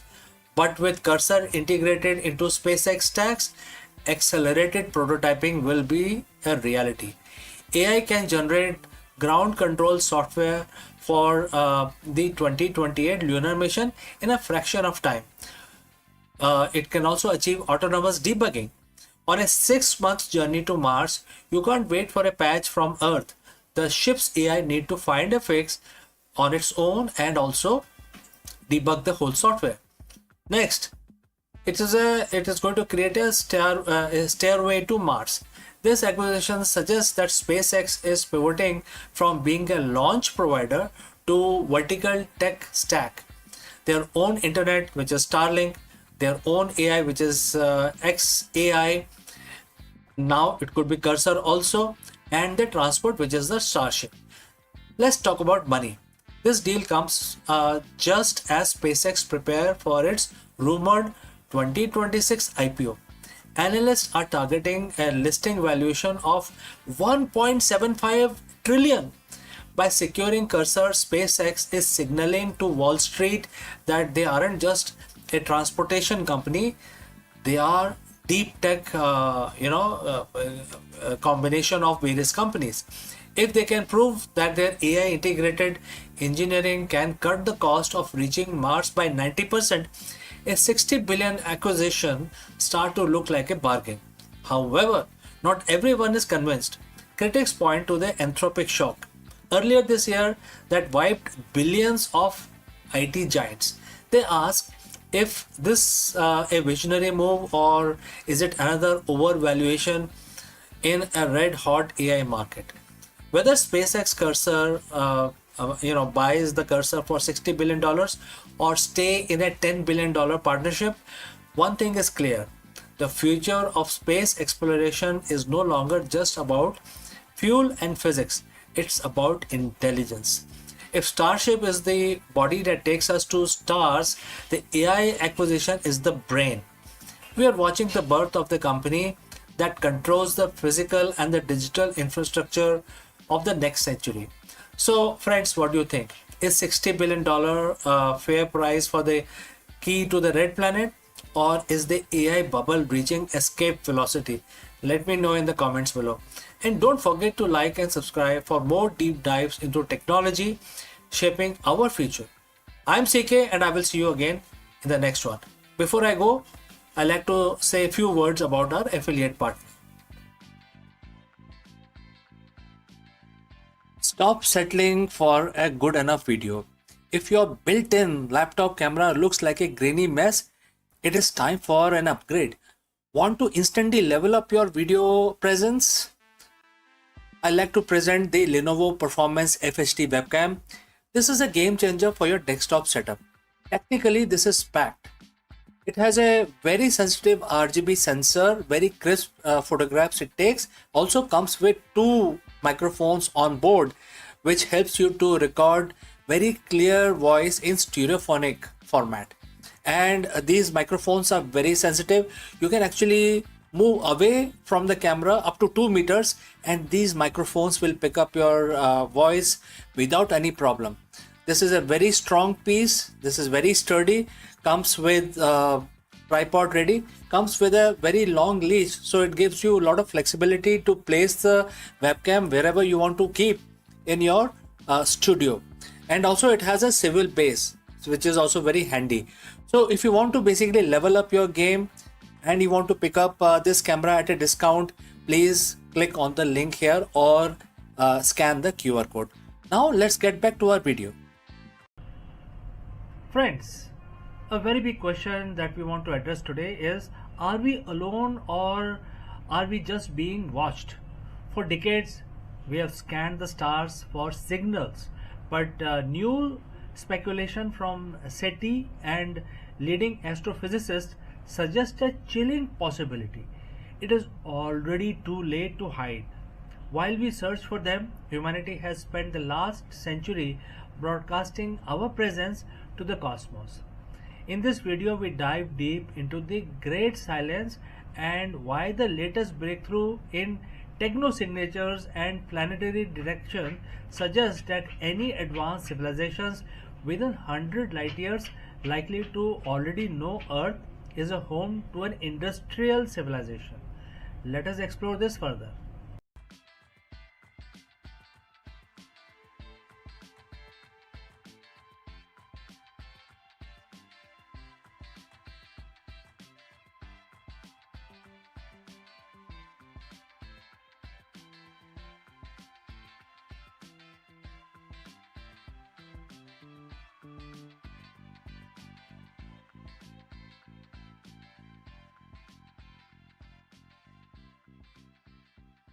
Hello friends, how did the India turn thousands of kilometers of concrete into a massive financial engine? In this video, we break down India's ambitious 35,000 crore highway asset monetization strategy for year 27, which is next year 2027. The National Highway Authority of India is leveraging Infrastructure Investment Trust and the toll operate transfer TOT model to recycle public assets by monetizing 28 national highway stretches span over 1,800 kilometers. The government is creating a sustainable revenue stream to fund the future infrastructure development across the country. Let us learn more about it. Imagine you own a house, but instead of just living in it, you could rent out a spare room to earn enough money to build a second house. That is essentially what India is doing with its highway. Welcome back. Today we are diving into a massive financial strategy, how the National Highway Authority of India, which is NHAI, is turning thousands of kilometers of concrete into 35,000 crore cash ATM. This isn't just about collecting tolls, it's a sophisticated blueprint for modern infrastructure development known as asset monetization. Let's break down how it works. So, friends, if you have reached this far, please inform us from which city you have tuned in and in which language you are watching this video. This will help us determine the reach of our channel. To understand the 35,000 crore figure, we have to look at the National Monetization Pipeline or NMP launched in 2021. The NMP is a government initiative to unlock the value of existing brownfield infrastructure assets. Think of it this way. The government has already spent billions building these highways. Once they are operational, they don't need to be built anymore. They need to be maintained. Government realized they could invite private investors to take over the operations of these complete road, and in exchange, the government gets an upfront lump sum of cash. This cash is then recycled to build new roads, bridges, and expressway. It's a perpetual cycle of growth. So how do they actually move the money? NHAI primarily use two powerful mechanisms. First, we have the toll operate transfer model, which is TOT model. Under TOT, the government grants a private player the right to collect tolls and maintain highway stretch for a specific period, usually 20 years. The private player pays the government a massive upfront fee for this right. It's a win-win. The investor gets stable long-term returns and the government gets immediate capital. Second, we have an infrastructure investment trust or INVIT, INVITs. Think of it INVITs like a mutual fund but for roads. NHAI pools several operational highway assets into a trust and offer units to investors, from large pension fund down to retail individuals. Investor get regular dividend from toll revenue collected, and NHAI gets the capital to fund new massive projects. In fact, just this year, the maiden public issue of NHAI Rajmarg Investment Trust was oversubscribed 14 times, proving massive investor confidence. Now, a common question is, does this mean toll will skyrocket? Answer is no. The user fee are strictly regulated under a national highway fee rules. Furthermore, the government has built-in oversight. The agreement includes independent traffic surveyors, strict audit requirements for escrow accounts, and performance monitoring to ensure that the private concessionaries don't prioritize short-term profit at the cost of public goods. The goal isn't to gouge drivers, it's to make the entire ecosystem more efficient and more transparent. This isn't a one-time project. Under the National Monetization Pipeline or Policy 2.0, the government has identified highway assets worth about 4 lakh crores to be monetized through by 2030. For the current year, which is 26-27, the target is specifically 35,000 crores involving just 28 highways spanning over 1,800 kilometers. By shifting away from traditional budget dependency and moving towards market-driven financing, India is setting a global standard for how a country can leverage its own infrastructure to build a stronger economic future. From an asset-heavy government to an asset-light facilitator, India's approach to highways is changing.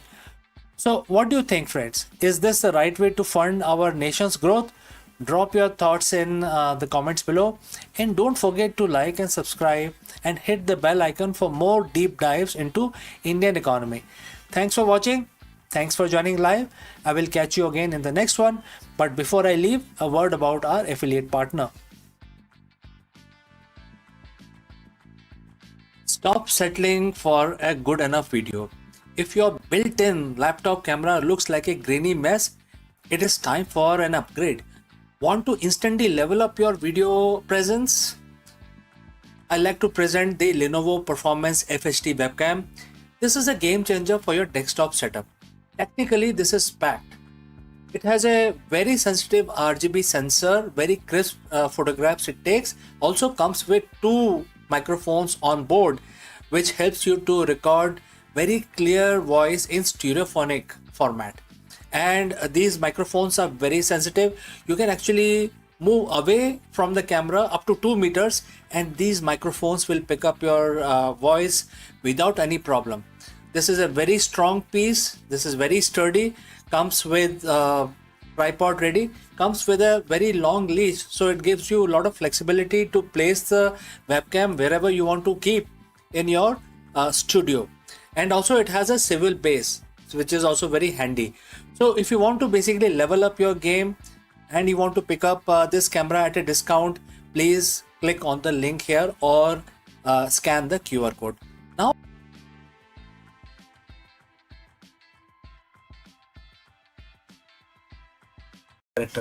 well, stop imagining. On April 20th, 2026, the media landscape shifted on its axis. Warner Brothers Discovery shareholder officially voted to approve a massive $110 billion merger with Paramount Skydance. It is a deal that essentially kills the streaming war, as we know them from the last decade. We aren't just looking at another merger, we are looking at the birth of media titans specifically designed to survive the wreckage of the peak TV era. But this wasn't a smooth ride. It involved a hostile bid, a rejected offer from Netflix, and a shareholder revolt over executive payouts that would make Roman Emperor blush. Today we are breaking down the WBD Paramount Power Play. What happens to the Max and Paramount Plus? Why does the shareholder reject David Zaslav's massive bonus? And most importantly, how does this affect your subscription bill? So friends, if you have reached this far, please let us know from which city you have tuned in and in which language you are watching this video. This will help us determine the reach of our channel. Now let's talk money.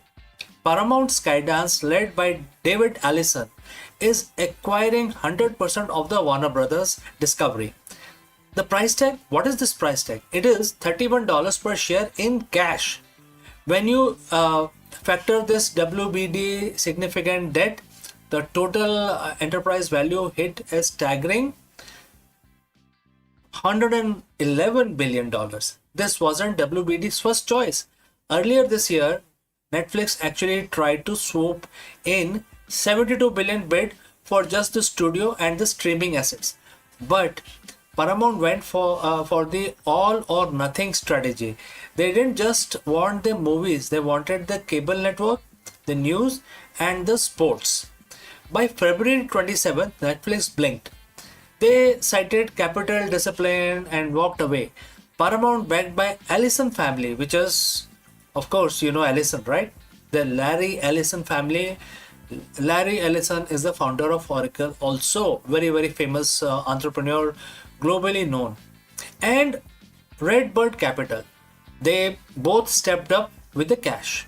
WBD shareholders are now overwhelmingly given their blessings with 1.7 billion votes in favor.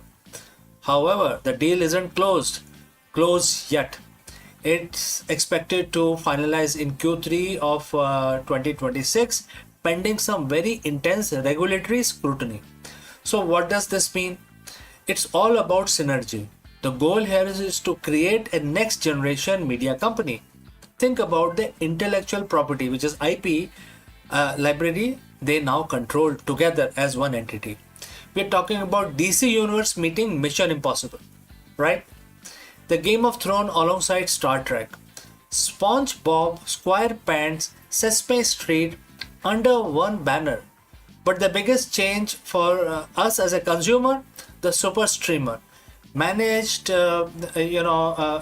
managed by the combined entity, and the people who are going to manage this whole thing have already hinted that Max and Paramount Plus will eventually merge into a single platform.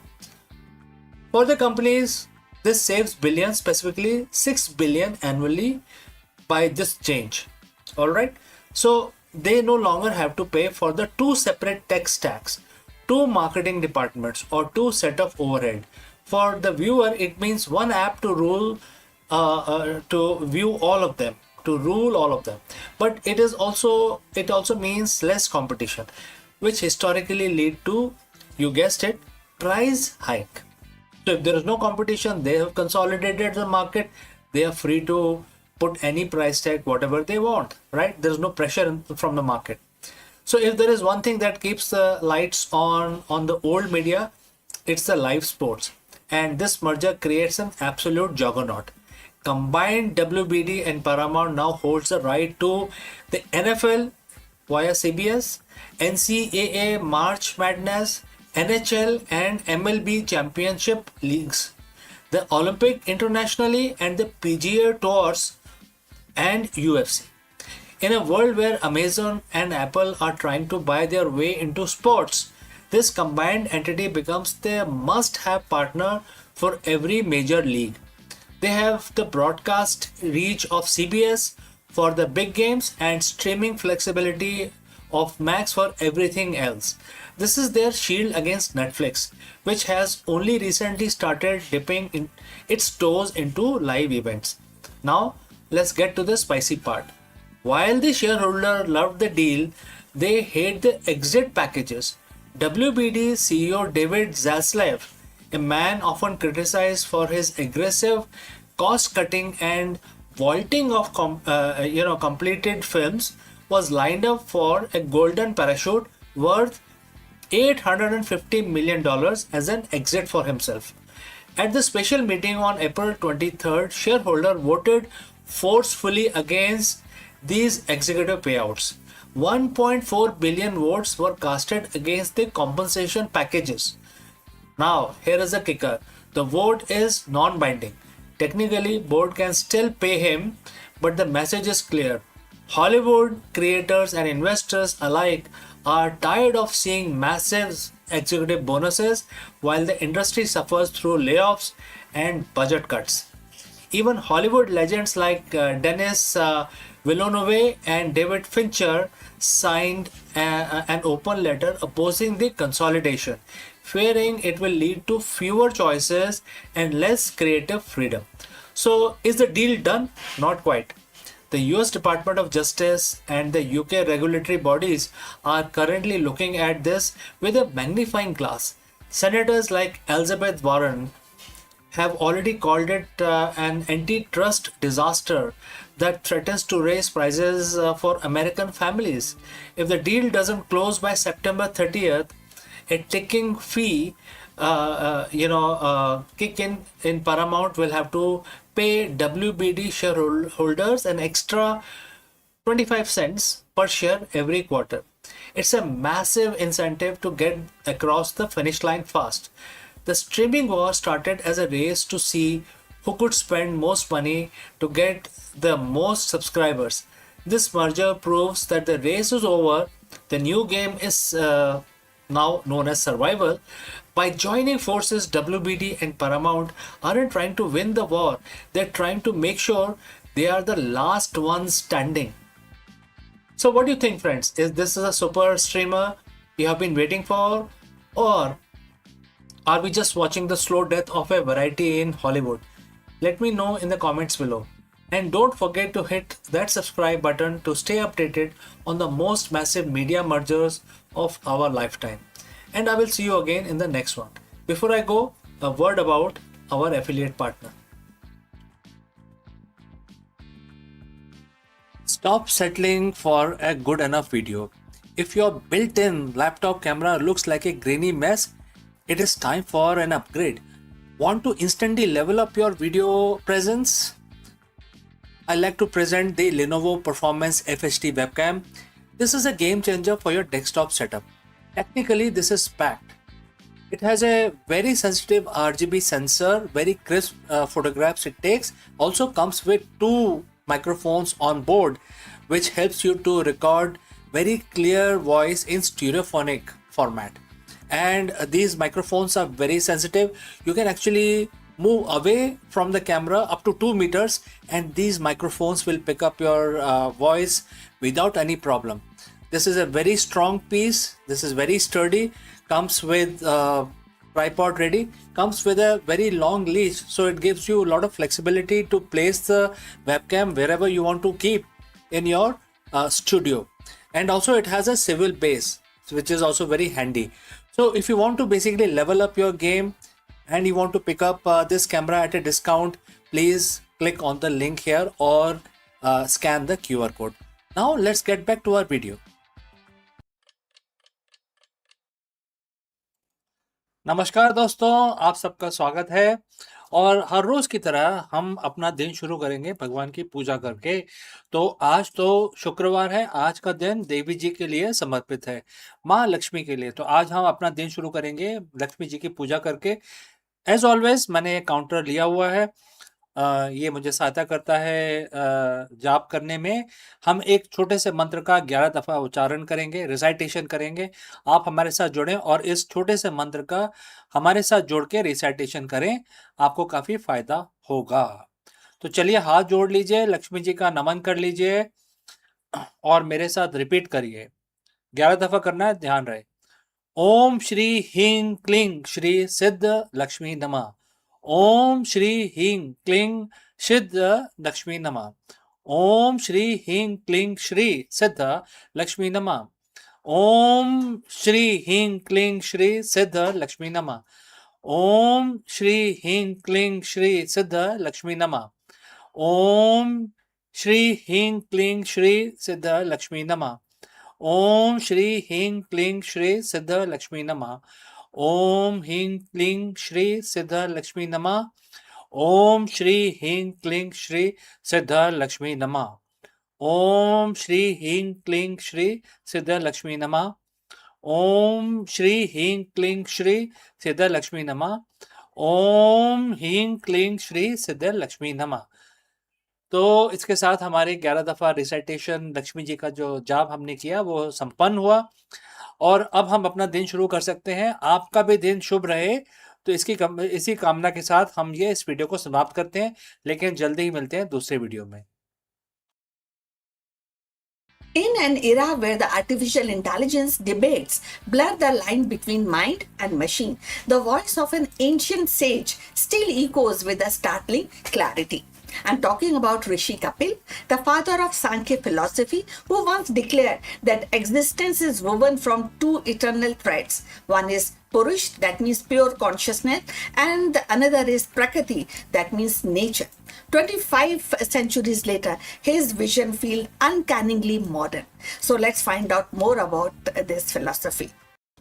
Friends, we have all heard about the India's largest pharmaceutical company, that is Sun Pharma, also known as Sun Pharmaceutical Industries. And this company has just announced a massive acquisition which is worth 11.75 billion US dollars. Sun Pharma has acquired US based Organon and Company, making one of the largest outbound deals in Indian history.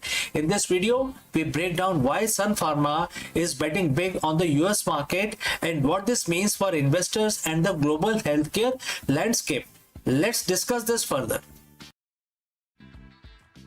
In the world of global pharmaceuticals, 11.75 billion isn't just a number, it's a statement. On April 26, 2026, India's largest drug maker, Sun Pharmaceutical Industries, didn't just make a deal, they redrew the map of global healthcare. Sun Pharma has officially entered a definitive agreement to acquire US-based Organon and Company for an enterprise value of 11.75 billion US dollars. This isn't just the biggest deal in Sun Pharma's 40 years history, surpassing even the legendary Ranbaxy and Taro acquisitions. It is one of the largest outbound acquisitions ever attempted by an Indian pharmaceutical company. But why now? Why Organon, a company only spun off from Maersk 5 years ago? And why is the stock market reacting with such intensity? Today we are breaking down the strategy, the math, and the global power play that just put Sun Pharma into the global top 25. So friends, if you have reached this far, please inform us from which city you have tuned in and in which language you are watching this video. This will help us determine the reach of our channel. Alright, let's proceed further. To understand the deal, you have to understand the target. Organon isn't your average pharmaceutical startup. It was birthed in 2021 as a strategic spin-off from the global giant Maersk and Company. Organon was created to house Maersk's legacy brands, but more importantly to lead in area Maersk wanted to de-emphasize, things like women's health and biosimilars. Today, Organon is a powerhouse with a portfolio of over 70 products commercialized in more than 140 countries. We are talking about massive households, named franchises and contraception and fertility like Nexopalnan and NuvaRing. They also have their burgeoning biosimilar businesses, essentially high-tech generic versions of expensive biologic drugs. Before the deal, Organon was doing roughly 6.2 billion in annual revenue, but they carried a heavy burden, nearly 8.6 billion in debt left over from the spin-off. That debt made them a target, and Sun Pharma, Dilip Sanghvi saw an opportunity where others saw a risk. For decades, Sun Pharma was known as the generic giant. They were the kings of making affordable versions of off-patent drugs. But the generic market in the US has become a race to the bottom, with shrinking margins and intense competition. Sun Pharma's managing director Kirti Ganorkar has been very clear. The future is in innovation and specialty medicine. This acquisition accelerates that shift by decade. And here are the three pillars of this deal. Number one is the women health leadership. This deal instantly makes Sun Pharma a top 3 global player in women's health. This is a sticky market with high patent loyalty and consistent demand. Number 2 is biosimilar leap. Sun Pharma was previously a minor player in biosimilars. Now they jump to the 7th largest biosimilar player globally. In a world where biological drugs are most expensive part of the healthcare, having a biosimilar engine is like owning a gold mine. Number 3 is the global commercial footprint. Sun Pharma already had a presence in the US and India, but Organon gives them boots on the ground in 150 countries, including high growth markets like China, Brazil, and major European hubs where Sun Pharma was previously underweight. So now let's talk about money. Sun Pharma is paying $14 per share in all cash deal. So let's break down this $14, what it comprises of. So enterprise value 11.75 billion, equity value 4 billion, and total revenue of 12.4 billion combined. So 12.4 billion. And there is a funding, internal cash plus they have taken a loan from Citibank, JP Morgan, and MUFG for this acquisition. Now some analysts were worried Sun Pharma is taking on nearly 10 billion in new debt to make this happen. For a company that has traditionally been cash rich, this is a cultural shift. However, the magic math here is the profits. Organon generates incredible cash flow, nearly 1.9 billion in adjusted profit before tax. By combining the two, Sun Pharma expects to nearly double its cash flow. This allows them to pay down the massive debt quickly. The projected net debt to profit ratio is 2.3x, which in pharma's world is considered very, very manageable. So how did the market take it now? Initially, Organon shares surged over 15% just as soon as the news came out, while Sun Pharma saw a relief rally of 7 to 9%. While the relief, because investors finally saw that Sun Pharma was going to do with its massive cash pile. For years, shareholders asked, when will you make a big move? And this is that move now. But it's not all sunshine. There are risks also. Biggest risk is integration. Merging two companies of this size across 150 countries is logistical nightmare. Cultural fit. Moving a US headquartered Maersk legacy culture into Indian managed global giants takes time.